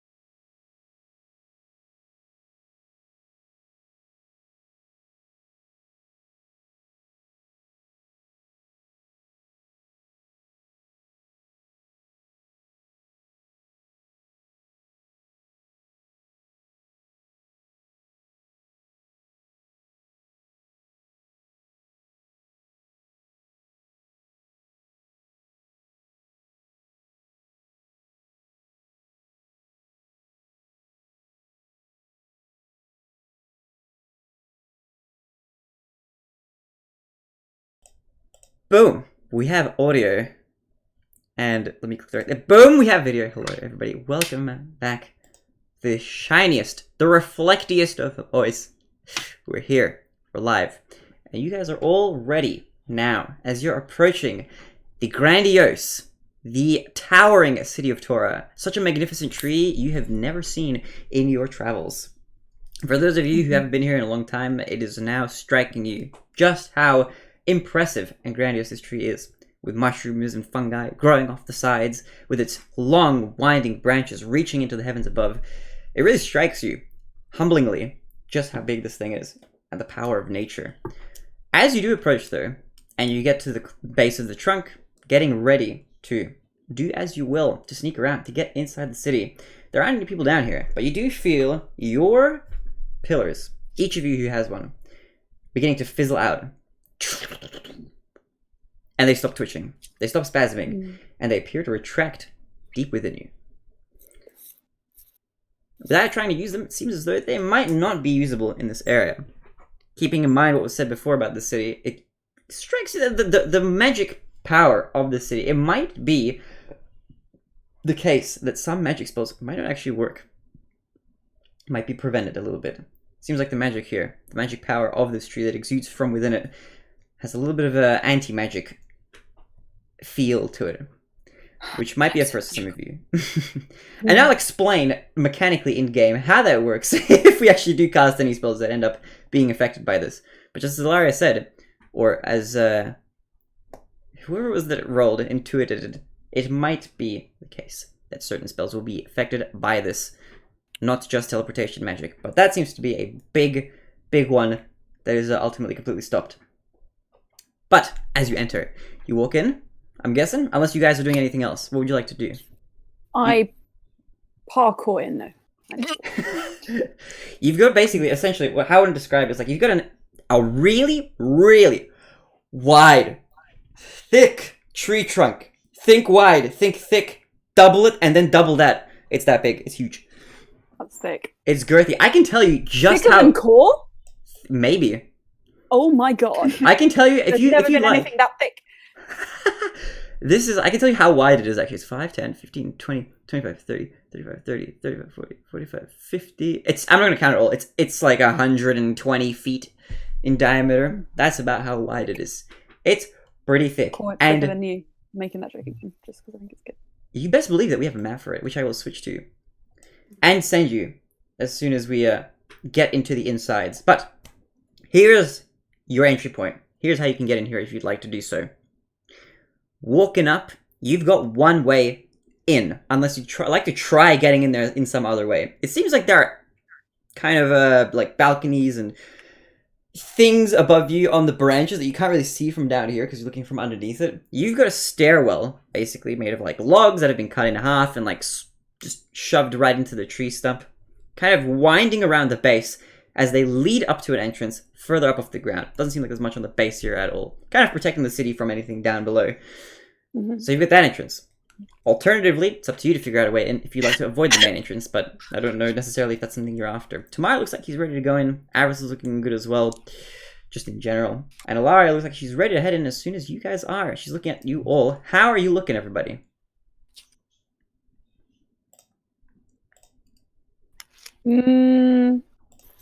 I will take the charge. Take the charge. Alright, you're heading in, up the stairwell, up the staircase, into the tree. Anybody else doing anything? Are you guys stealthing? Because luckily Yes. you need to... Yes, I think we have the D10, so we don't necessarily need to use pass without a trace. But True. yeah. I'm going to use my D10 now to stealth. Yep. Ooh, Alright. I don't need to. I think I just rolled dirty 20. Nice, nice, nice. And I don't have my phone anymore, but I assume I only have +1, so... I am going to definitely use my D10. Alright, nice, nice, nice. Wait, can I just check? Like, is a D10 just one stealth check? Yeah, so it'll be your stealth check, so your d20 plus your stealth modifier, Yeah. and 15, real bad for me. on top of that, just add your modifier. I mean, add your d10. If you want to use it, you don't have to.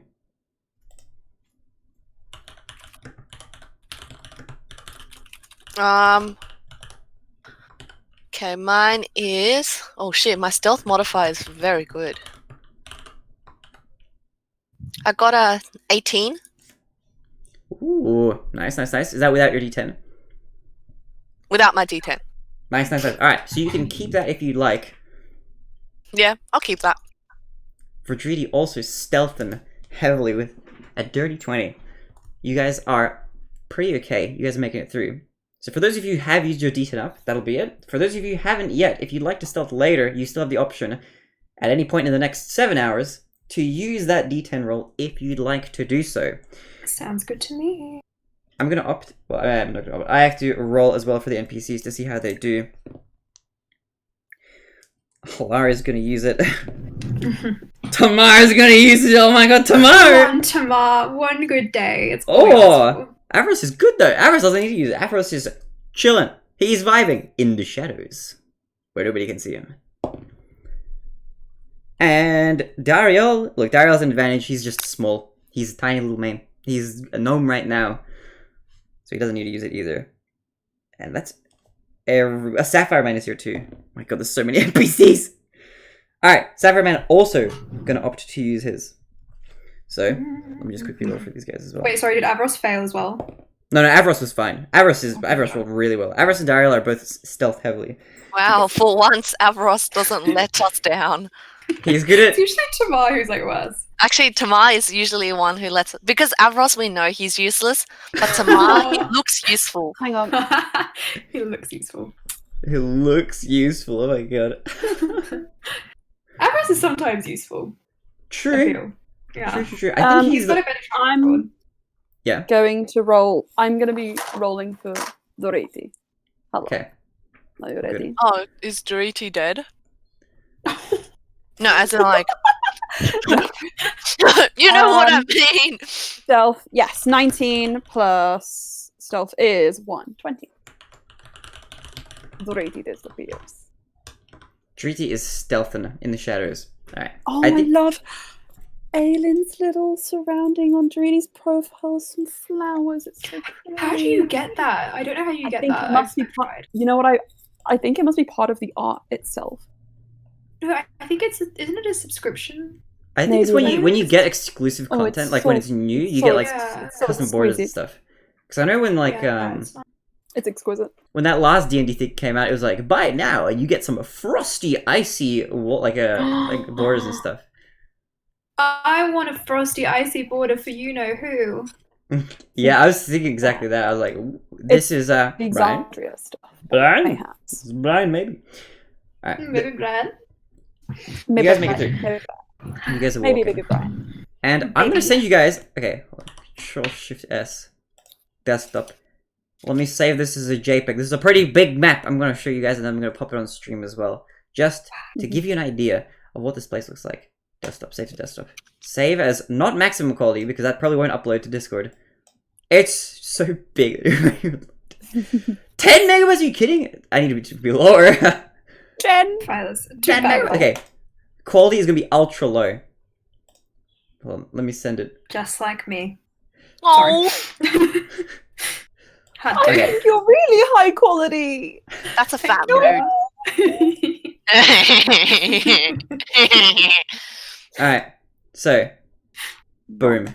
Fundamentally wrong. This is what you see before you, and I'm gonna switch now. On Discord or Messenger?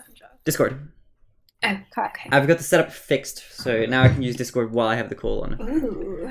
So I've you been see doing before you. Halloween lessons all week, and I've just opened my computer properly for the first time outside of Discord, and I've still got the dancing pumpkin video and spooky scary skeletons on my PC. Spooky, scary The skeletons. kids really like that one, and the dancing pumpkin they think is Fortnite, which makes me so annoyed because Oh my Dude, the goodness. dancing pumpkin gives me nightmares. He's so scary.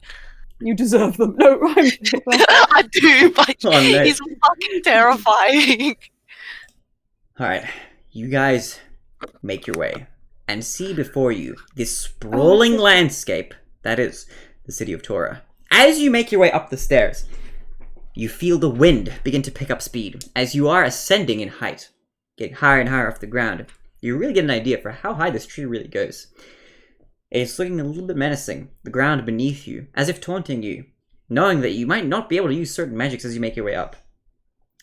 And I'm going to explain now also. If you do end up using a spell on my mysterious list of spells that I won't reveal, if it's one of the spells that's going to be affected by the force field, it's going to be one of two ways. There's going to be 3 different types of spells going for it, just so you guys know.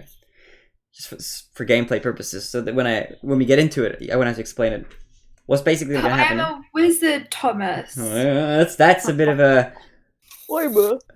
Yikes for me. No, we'll be fine. Most spells will probably be unaffected. Certain mysterious spells that fit criteria that I will not reveal, the secret DM criteria, we will roll. You will roll a D100, and I will roll for the tree. And if you beat the tree's roll in the D100, your spell will go through. If not, it will fizzle out, but the spell slot for that spell will be used. And then certain other spells will not cast at all. But for those spells that just won't work outright, that you don't need to roll for, your spell slot for that spell will not be used. Because they just won't work. So for example, as you now see the pillars, if any of you were to even try to use your pillars, which this is something that you could intuit just from what's happened basically, you wouldn't really face any consequences from doing it. But if you try to use your pillar right now, for any of your pillars, none of them would work. They just wouldn't do anything. They're just unresponsive. So certain spells like that may just not work in this tree. So that's his cute I little hate quirk. it here. I want to go home. Of course, as they go. For those of you magic users, At least make it Shit. Valentine or Medusa. where you would normally feel a potent sort of magical energy brewing within you, swirling sort of motion. You know, that's how magic works, right?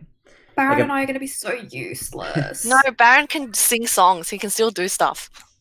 Baron's going to be disruptive to our group. I'm gonna sing you a beautiful song. Be prepared. Where everything Or was... you can Fair do enough, such true. great things as verbally Silence. destroy anyone who wrongs us or offends you. I agree. You can seduce very well, and I you can do that. disguise yourself and use your charisma to our advantage. Sedusa, the And you're Medusa. also just nice company for me. Oh, Jay. Oh. Pats Baron on Oh. the back. Looks at Baron. Baron You may doesn't give have a fuck. uses yet. Oh, You may have. He's like, you know that do you remember the sea lions from Finding Dory? Yeah, he's Yeah. that one. He's just like, You really are, yeah. Driti takes one step back, maybe. Yeah. Well, at this point, as you guys make your way up the tower, I just got you selected. Is this enough people, actually? Jade, Rodridi, Core, Baron, and then I've got 3 dots. There's Tamar, Avros, Ilaria. Rose. Alara... And Dario. Rose. A rose. Okay, I need to make... Missing Dario?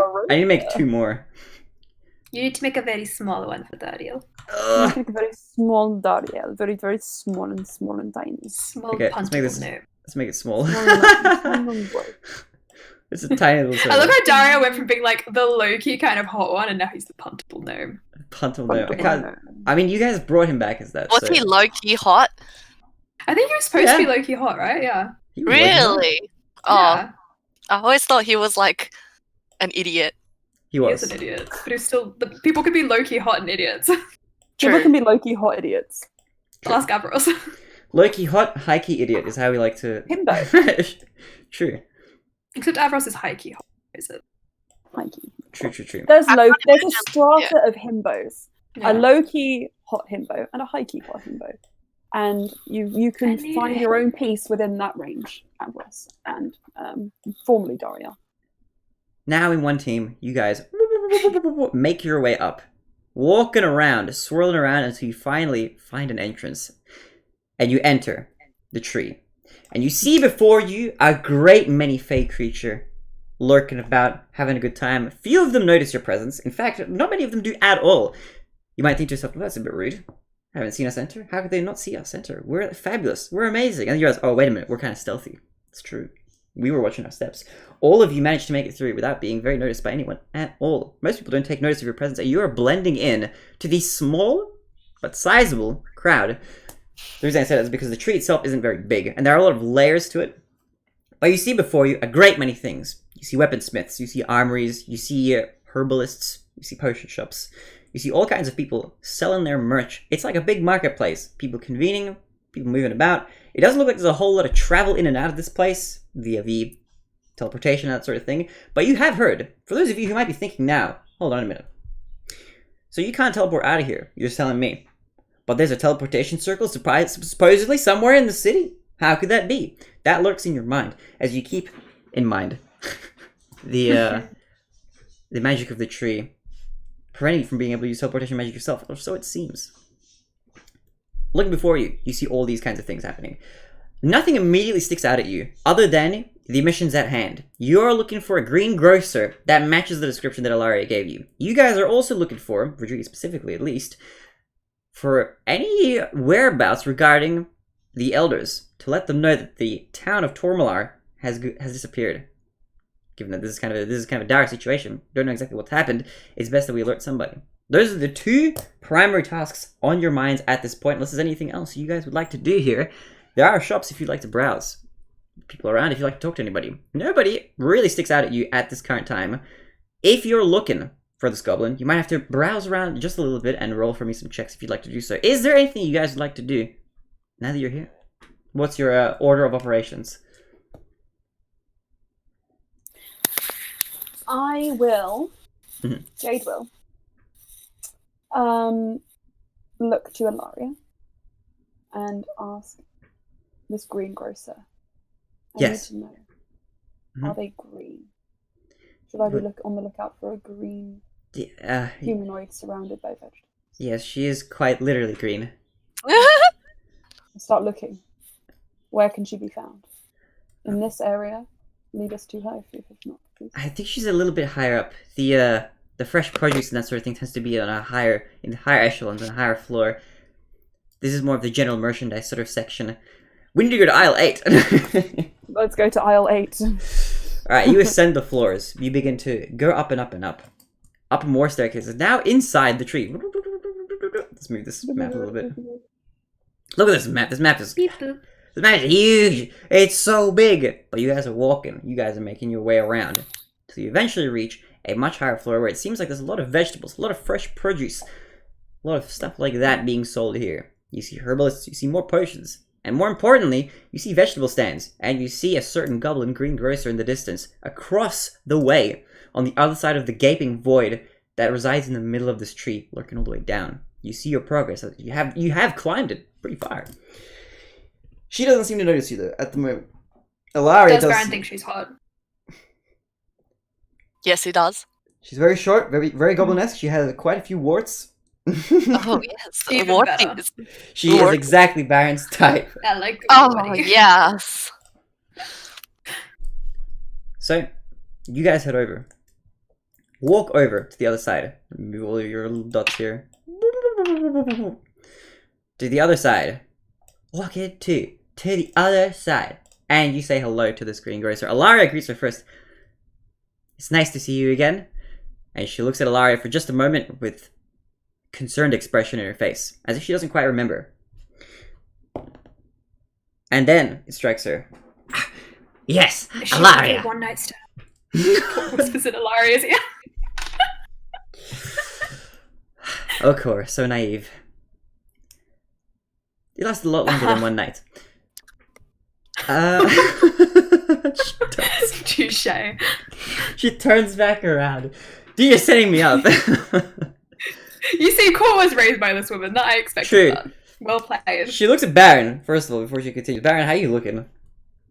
Not Garen. Baron looks at him with his best smolder. He goes, Her. hello, darling. Who are you? I speak in Goblin. Today, I have had the... I speak in common, you imbecile. I can see you're a human. I know, but I was trying to impress you with my Goblin. I'm not impressed. It's rude. We have guests. They don't all speak Goblin now, do they? I don't think so. You didn't think about that, did you? But I was trying to impress you. He really does it for me. I am thoroughly unimpressed. Oh. Well, but you know lady. What? Yes. I'm just a lady, mind you, not your lady. A lady. As I was saying, I've had the honor of meeting such a beautiful lady like yourself today. Uh-huh. Yes, that's all I had to say. Okay, you're not gonna buy anything? Jade and Doriti take a step back in unison, I believe. Alari steps back as well, As kind of far chuckling from to Baron herself. as we've ever been. Alari looks at the Corey's two of you. laughing. I think we should let Baron take the reins in this. I think he's doing a wonderful job. And she stands back up. Yeah. So you came here to compliment stand me. front. Tell me I'm the most beautiful lady you've ever seen. Here, No, in this just- tree. I was- And you're not here going to buy any of my groceries. I see how it is. I was here to buy groceries, but I just Okay, what do you want? How much of it do you want? Baron's getting carried.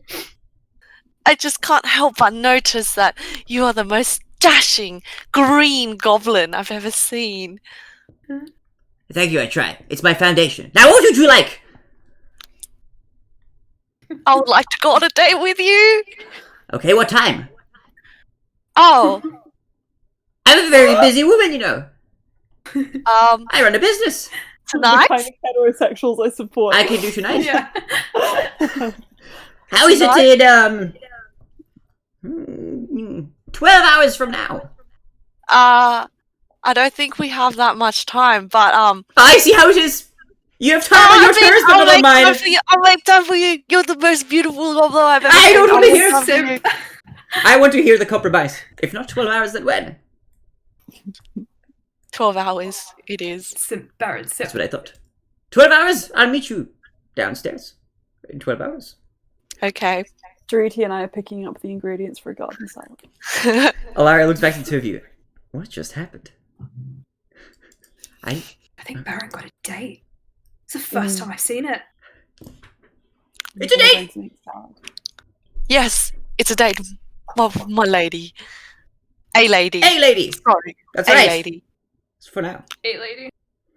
You need to work your way to the mine. Believe Yes. me. I've dated Hey, many a fool in my 100 years on this planet. Oh, It's been a long time. You haven't met one certainly like do this. look it. I know what I like. But I'm willing to give you a chance. We only have one limit. One life. We gotta live it. I lose my mind a bit. What time is it? 12 hours from now it is. What would you like? What would we like, friends? He's dead Is she inside. really old? Like, does she look old? Oh yeah, how old does she actually Yeah. look? Goblins live like Are 6 you- years. are So you- is she like ancient for a goblin? Oh, she's not only ancient for a goblin, but I mean, you can roll something or you can ask Alaria. How do you want to do it? Ilaria, how old is she? She's 168. Holy fuck! God! So she's like wizened. Yes, most goblins She's don't a live anywhere near that skeleton. long. That's a bit weird, a bit sus, don't you think? A little bit. Let's vote her out. Emergency meeting. Sorry. I report. When is she playing Among I Us need to after this? report a body. It's Baron. He is. It wasn't me. I was electrical. I was doing wires. Baron, I didn't see you there.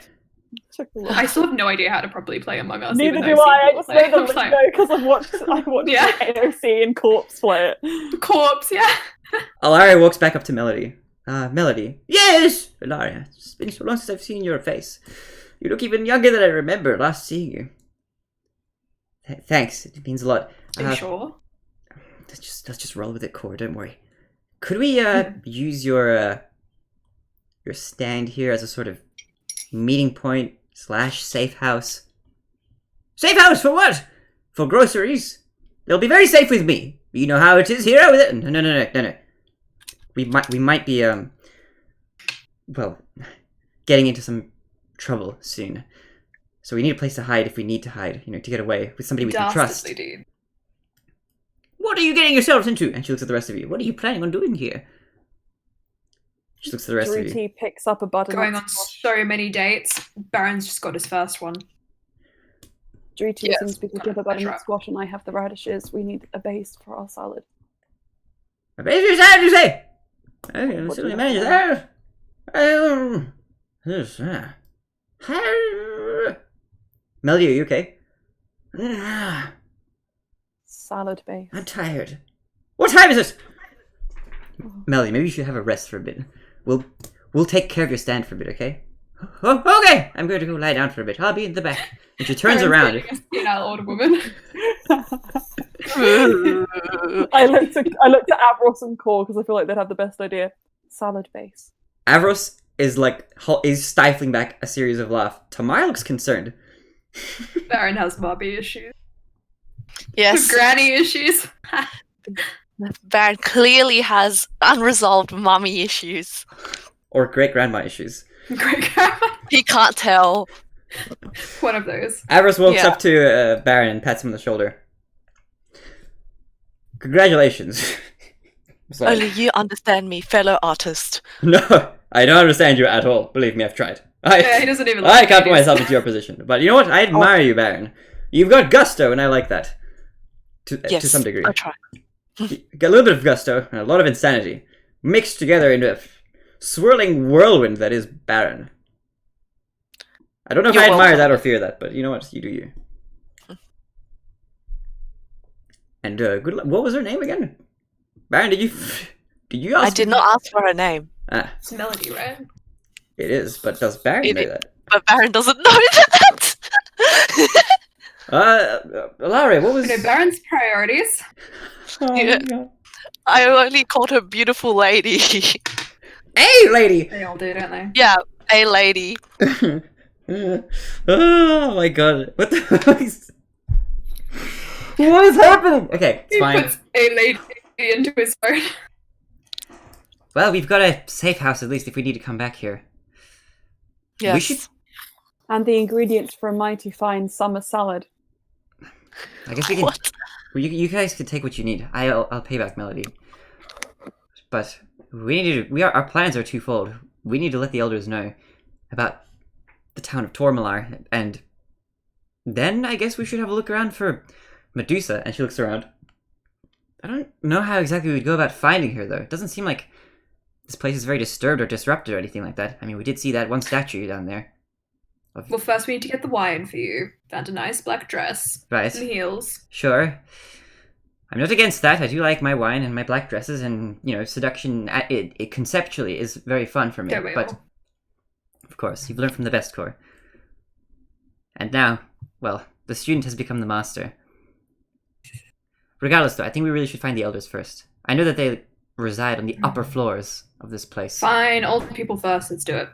Alright. Shall we leave somebody to man the stand, so to speak? What about Sapphire Man? And she looks... How Okay. You can make a convenient. fruit salad.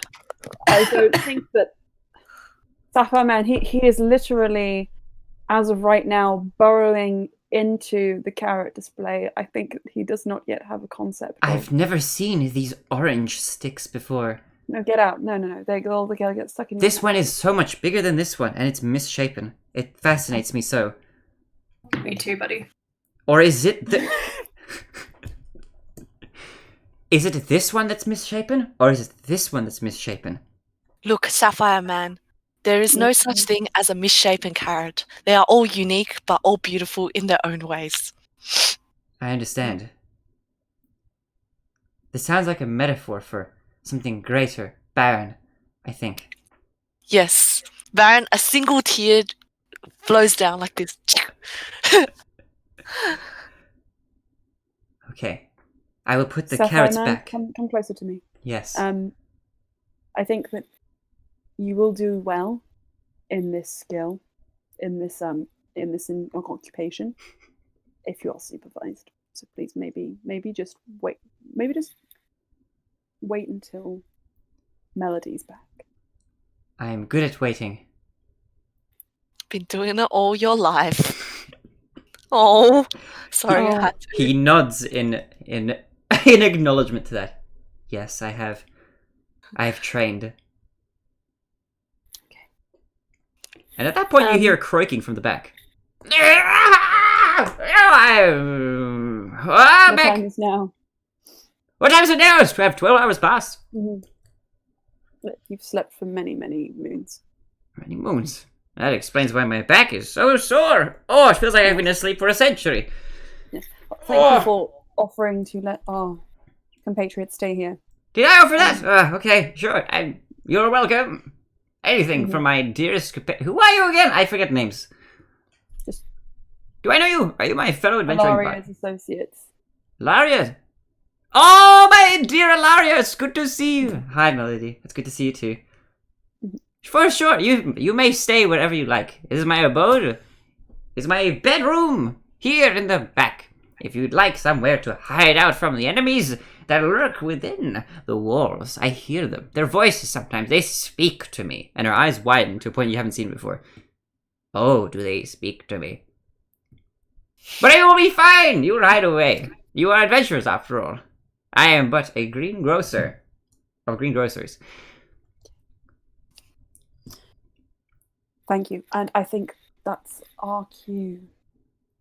You get it? Because she's a green goblin and a green grocer. Yeah. It's great. Tamara looks Alright, at you with a well- blank stare. Yeah, you're green too. You'd be a greengrocer instead of a gambling.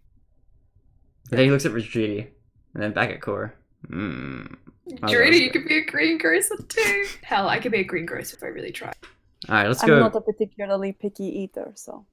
How cute! But And Jade, who isn't green here actually? we are Avros all looks at you. very I'm green. not green. You're not green. Baron is currently painted green. Yes, I'm Laurie painted is not green. So basically, we're the green club because I have the potential to be green. So you guys can go stand over there. This is the green. If you put anyone have- or vote for long enough, anybody could be green. Yes. But I like that we're green just right away. And that you have the potential to also be green. That's just a nice. At this point, Avros opens up a tin somewhere in his coat pocket. I think Driti would say, Avros, before you get too stuck into your biscuits, we do actually need to discuss how we are going to approach the elders. Yeah. And yeah, that's let Nice people know I think we should about go. Find these. I have a question. Formalize Wait. missing. Yes. Wait. Wait, what biscuits are you eating?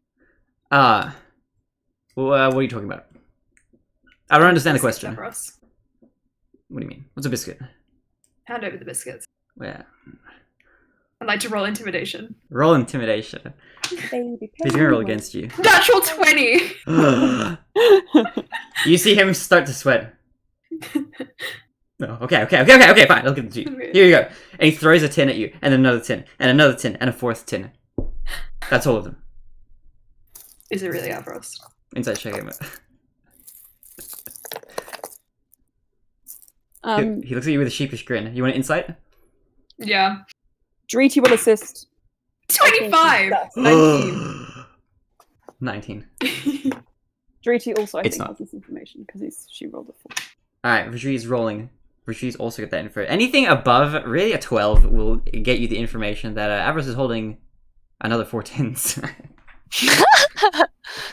I go up to Avros and I just poke his chin and say, hand them over. As you poke his chin, they just fall out from under his coat. Good release Thank mechanism. Okay, I had a few more. I'm sorry. They're just so good. Can I see one of the biscuits just to see if there's anything in them that is a little bit sus? You can go for it. Would that be investigation? You can do investigation if you'd like. Investigation, depending on what you're looking for. If I wanted to know, if I kind of know what Alari has been doing in the kitchen, is there anything sus in these biscuits? I mean, you know that Alara is a magic user, so you could get the idea that maybe there's something magical about them. So an Arcana check will Okay. also tell you something about them if you'd like to, I'll do if an they are Arcana. magical. I'm just rolled 3 really good rolls because that is a 16 plus 6, which is 22. 22? Alright, with that roll, you've seen these biscuits before, and Alara makes them all the time. She made them for you when you were younger as well.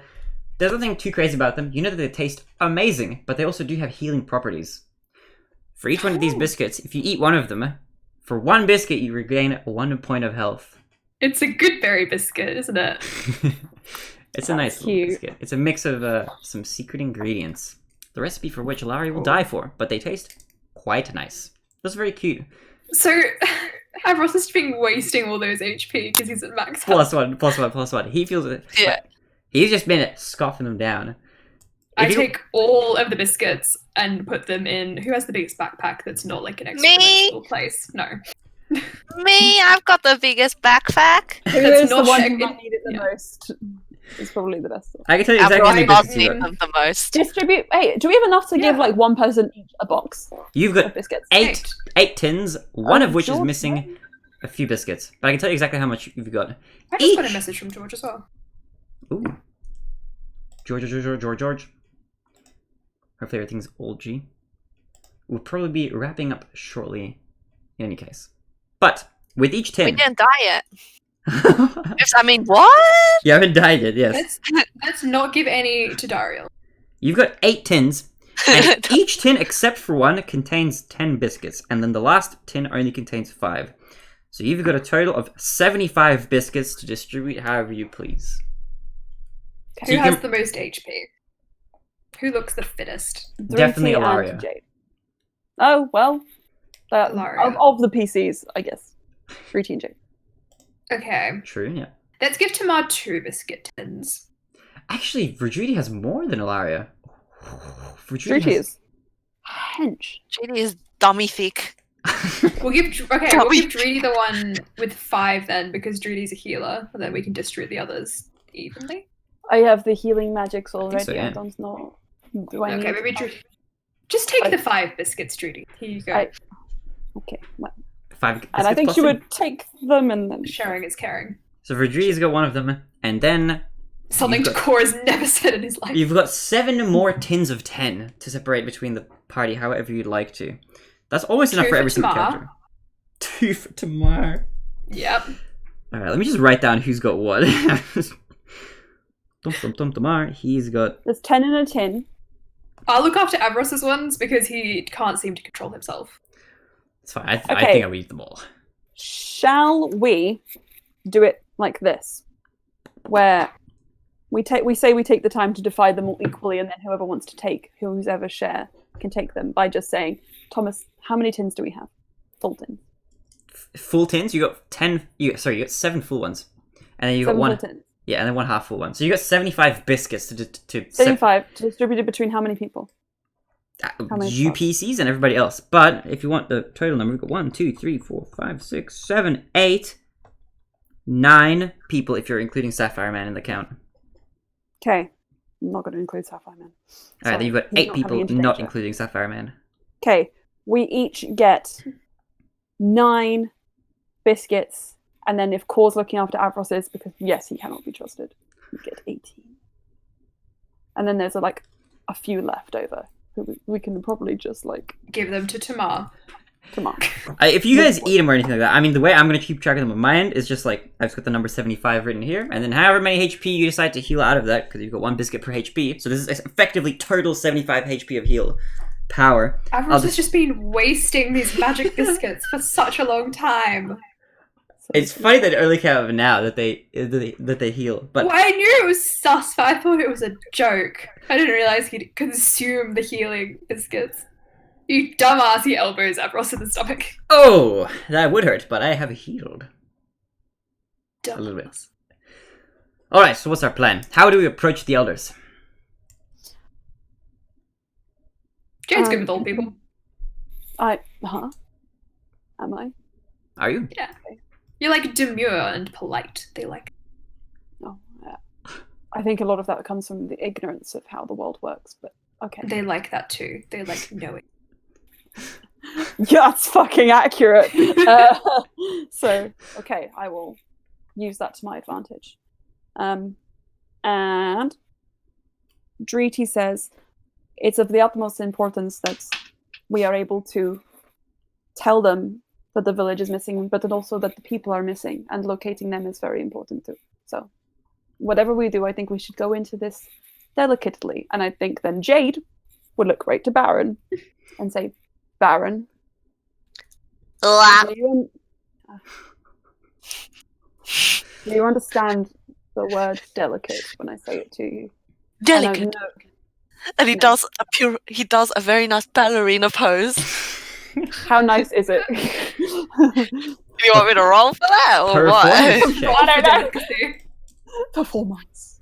Performance. Roll for the no. Okay. Jade. is my name. Baron, even. I'm silly. Baron, maybe Yes? just schedule your date for the same time that we go and speak to the elders. So that Why? Maybe that might just be a good time to do it. Jade's think so. trying to date, did you, Baron? He just wants you to have a good time with the old goblin lady. Well, if we're going to do that, with old people, and apparently they understand. I don't know. Oh, Jade, you're not good with people in that way. No, that's not what I meant. I meant more like, I'm sure she's got a thing for you. I can tell. You really think so? No, well, As a certified hoe, I'm going to say that I do not have a thing for Baron. So anyone who does, respect. I don't want to have you. I want to have the beautiful lady. It's kind of wholesome in a really weird way, you know. I hope it works out for you, Baron. I hope you marry her and have 12 children. I don't like children. Oh, They give me hives. Well, you better discuss that with her before you lock her down. At this point, Avarice pops in. Well, what was that voice? Well, I've aged since this conversation has taken so long. No, I'm joking. I'm joking, of course, but it really is taking a long time. I think here's what we should do. Baron, if your date is really in 12 hours from now, I don't necessarily think, while I understand where Jade is coming from, and I even empathize even, to a certain point, with totally getting rid of you while we do serious business, because you're a liability, I think, since time is of the essence... Listen, Avros on a date too! Since time is of the essence, we probably shouldn't wait 12 hours to speak to the elders about this pressing matter. I think we should do this as soon as possible. Who knows? Lest we wait any longer and something happen, you know. We don't necessarily know exactly what's going on with this whole disappearance thing. And 12 hours is a long time to wait. One of my DM in Japan is watching the stream. Hey, John. Oh. Fine, you make a good point. It's rare, I know. Exception. Baron,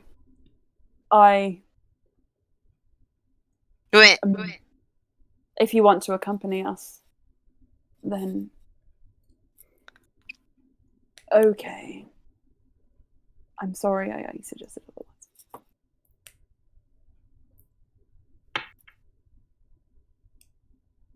Tamar looks at the rest of you. Alright. Are we leaving anyone behind? Are we leaving Sapphire Man here? We should probably leave Tomar, Sapphire Man, and Avros.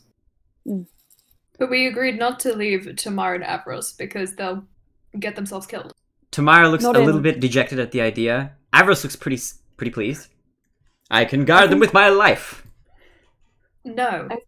I can keep a lookout. I thought we agreed not to leave them in Ilaria's house, but that we would take them to the safe house here. And then because Medusa, who wants to kill them, is in the city, we would then sort of discuss again once we, made base. I don't want to diss the cabbage cart, but it doesn't look like the most safest safe house. Tamar then looks at you.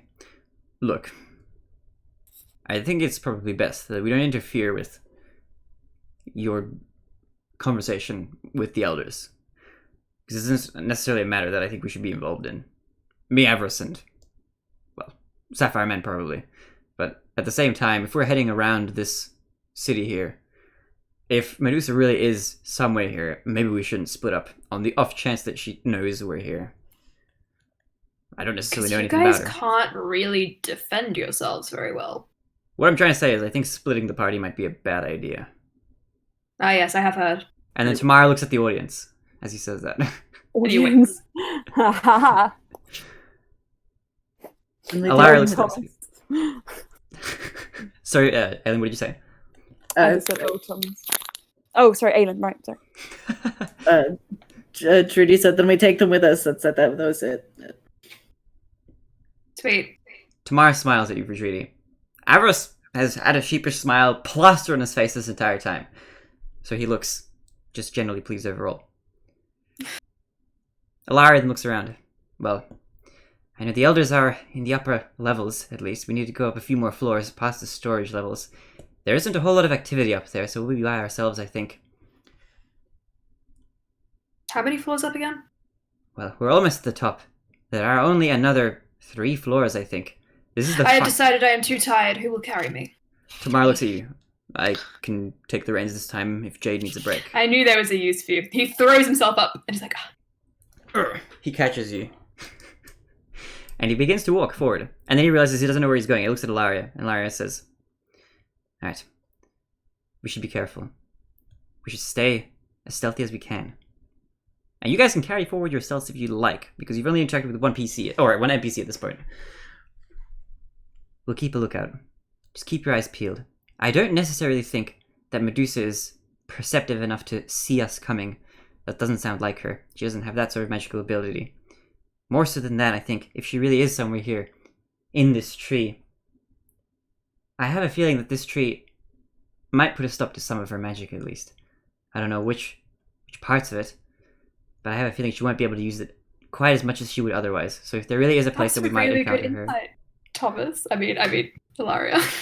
Thomas! It's just a thought.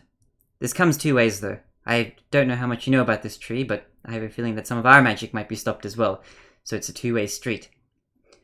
So we'll see how this benefits us. Hopefully we can get through without any sort of confrontation, but with what I've heard and what I've seen about Medusa, I don't necessarily know we'll be able to do that. But I have faith that we'll get through this. Should we get the black dress now, just in case? I don't know if the black dress will do it. I think it'll either work this way or... In my experience, the black dress does always do it. Okay, we can go find a black dress. Yes. Let's have a quick look. Cora, roll for me an investigation check as you search for a clothier before we head on. A clothier. It's not too bad.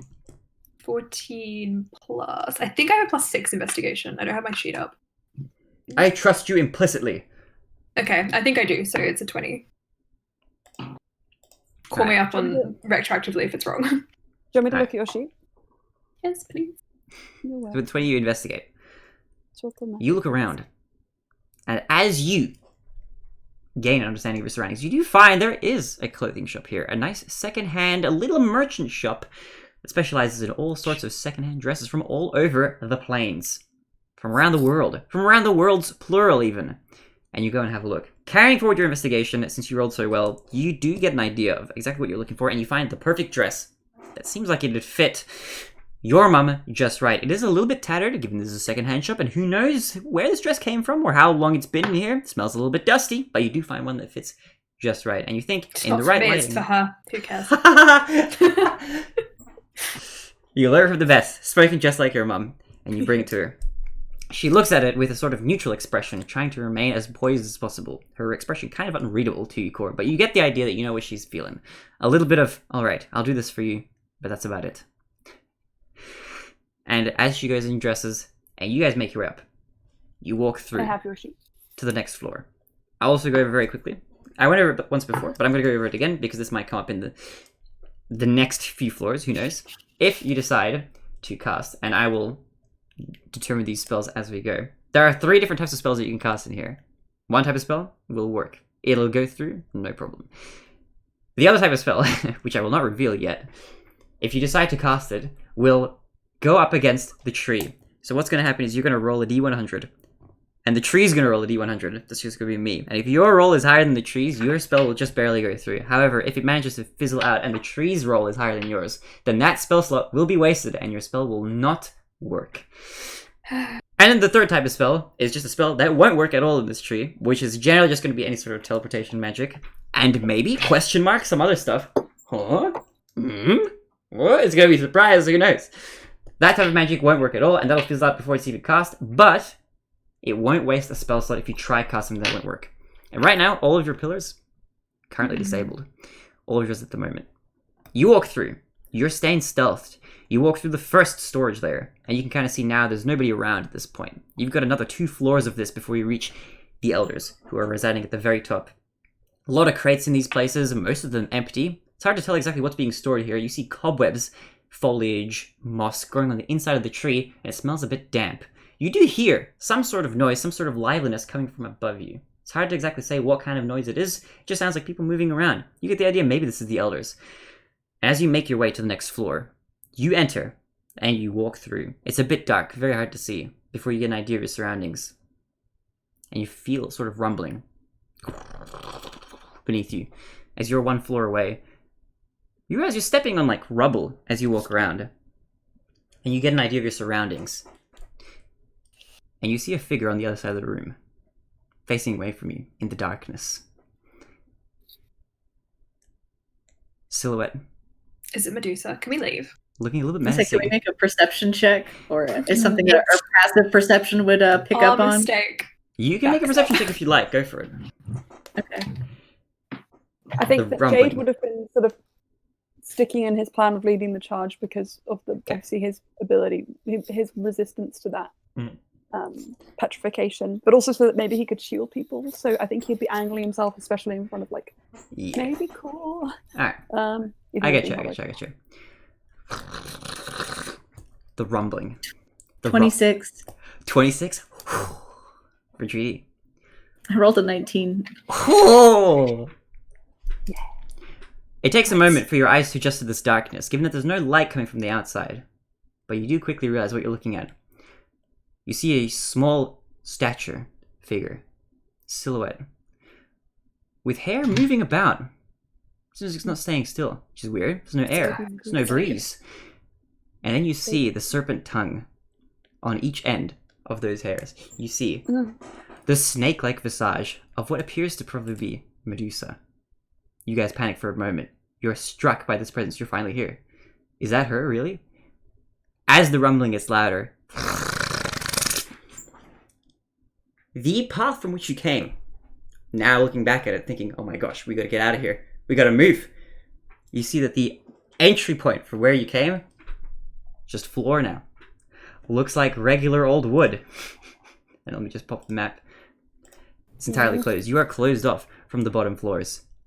And you finally get a sense, you get an idea of what that rumbling is coming from right behind you. As you turn around to see where you came from, you see 3 spirit nagas. And that's where we're going to end the session for today. What? Spirit nagas. Why? No one Spirit likes nagas? them. 3 of, count of 3. Oh, shit. Oh shit, indeed. A big Oh rumbling. shit. And now, we're in the midst of some interesting happenings to come. Oh boy. Oh boy. Oh boy. Congratulations, guys, you made it here. I wanted you guys to all be here just on the off chance that you get here a lot earlier. You But know it's gonna be us. interesting to see how it goes. Yeah. Congratulations. Yeah. Proud of you guys for making it to this point. And look at this nice map. What a potential battle arena. I should also say, Yeah, literally. before we finalize everything, quick shout outs to Chet and Peku. I still don't know if I'm pronouncing that right. I hope I am. On patreon.com. That's patreon.com/CZEPEKU for providing these wonderful maps. Go check them out if you'd like some maps for your tabletop role-playing game. They come in gridded and gridless versions. If you're in a high enough tier, I would personally very much recommend them. They're good. How have you guys been? How are you guys feeling? We knew the Good Nagas fight. were coming. We knew they were coming. This is gonna be good. This is gonna be a good interaction. We I should have think, expected. coming in the next session. Oh, that's gonna be good. Like I was saying, there's a potential, depending on how the events go from here on, that you guys might level soon. After this interaction, depending on how it goes, you guys may indeed level another level, even though we just did that recently. So Or we could just die. you could also do that. Now, We could also just talk to Medusa. It'll be Yeah. fine. you could also Just do float that. in We it. have her ex-girlfriend with us. Surely that True. holds some sway. Sure. Yeah. Yeah. Oh, we're still That's gonna very live through this fight. Alaria is with us. Hell yeah. Yeah. This is gonna be easy. Alaria is hella powerful. She is, however, not immune to the petrification, necessarily. However, she is But powerful. that's her ex-girlfriend. She can't petrify her. True. We can just I'm just seduce gonna run at Medusa. I'm just gonna run at her. You know, there's I some think. there's some Tackle her. There's some funny Brazil. stuff that Alaria can do that I think is like in the lore on the subtle level of it is like really cool. Because she's got like a ritual spell meld into stone. I'm just like, ooh, there's just funny little like tidbits like that I like. That is- Yeah. I like how we also spent a long time being like, how are we going to approach Medusa? Should we like set up some kind of clandestine meeting and like She's just waiting for us. sabotage? She's just like, hi, Medusa here. Well, I'm glad we got the dress, because honestly, if we'd waited Yeah. to get the dress, would have Mm. lost the edge on the seduction. Oh my god, I Have could a- do Medusa cosplay and make like my hair into like snakes. Oh, That would be cool. yes. But I've already Okay. picked my costumes. I don't know. No. I have a clarification Batman. question. Yeah. Okay, so we are on the top floor where the. Not quite. Okay, we're not on the top floor. No. So we're expecting that the elders are above us. Yeah, you're expecting the elders should be on the top The floor, floor. which is the floor Okay. above you currently. So this is the floor right beneath the elders. Okay, so it just seems like maybe Medusa's in the queue waiting to see the elders. Potentially, yeah. It's hard to say right now. We haven't really talked to her just yet, but she could just be waiting with her, With her Her- spirit nagas with for her whatever friendly reason. spirit She's eyes, a yeah. very friendly woman. I think we're misunderstanding her. Maybe, potentially. You know how like For some people have sure. like there's like, very, extra people who have like pet chihuahuas and stuff. Maybe she's got like 3 of them and they just happen to be spirit nagas instead, I mean, same ferocity. True. Yeah, chihuahuas are vicious. Chihuahuas Wait, are I have a even a little bit more question. vicious. Yeah. Thomas, about the elders, is that like local royalty, or is it just a council? It's more like a council. It's not like anything as prestigious as like a royal family. It's more like a it's more like a neighborhood watch kind of thing. Neighborhood watch. Got it. Gotcha. They're just older peeps who volunteer who are like just keeping an eye on things, like keeping the show running behind the scenes. Just all that Should we bureaucratic sign stuff. Should we sign off? Yeah. I'll do that. Thank you everybody for watching. Thank you guys, and I'm pointing at the Medusa. cameras over here. Oh, John. Thank all of you. Thank you very much for joining. I always appreciate when you guys make time for the thing. Thanks for showing up. We're gonna have Thank you, Thomas. a really fun session next time. Also, because of the nature of like what's literally about to happen, like next session, probably I need all of you guys here again for the next one. So let me know if anything comes up or anything like that. But of course. We can sort that out. But otherwise, we'll be back in 2 weeks from now, same day, same D&D time, same D&D channel. We'll be back for more Shiny Boys. We're also going to be back for anybody watching who wants to see more D&D who can't get enough, who's just craving that good, spicy content. We've got more of that coming tomorrow and the week after that, and the week after that. Every single week we're also doing And spoiler every free. week, far longer than forever. Hell yeah. We're going to be back for more Hell yeah. D&D content. Lots of love. Thanks for watching. Ciao for now. Ciao, ciao. Woohoo! Let me take my hands off.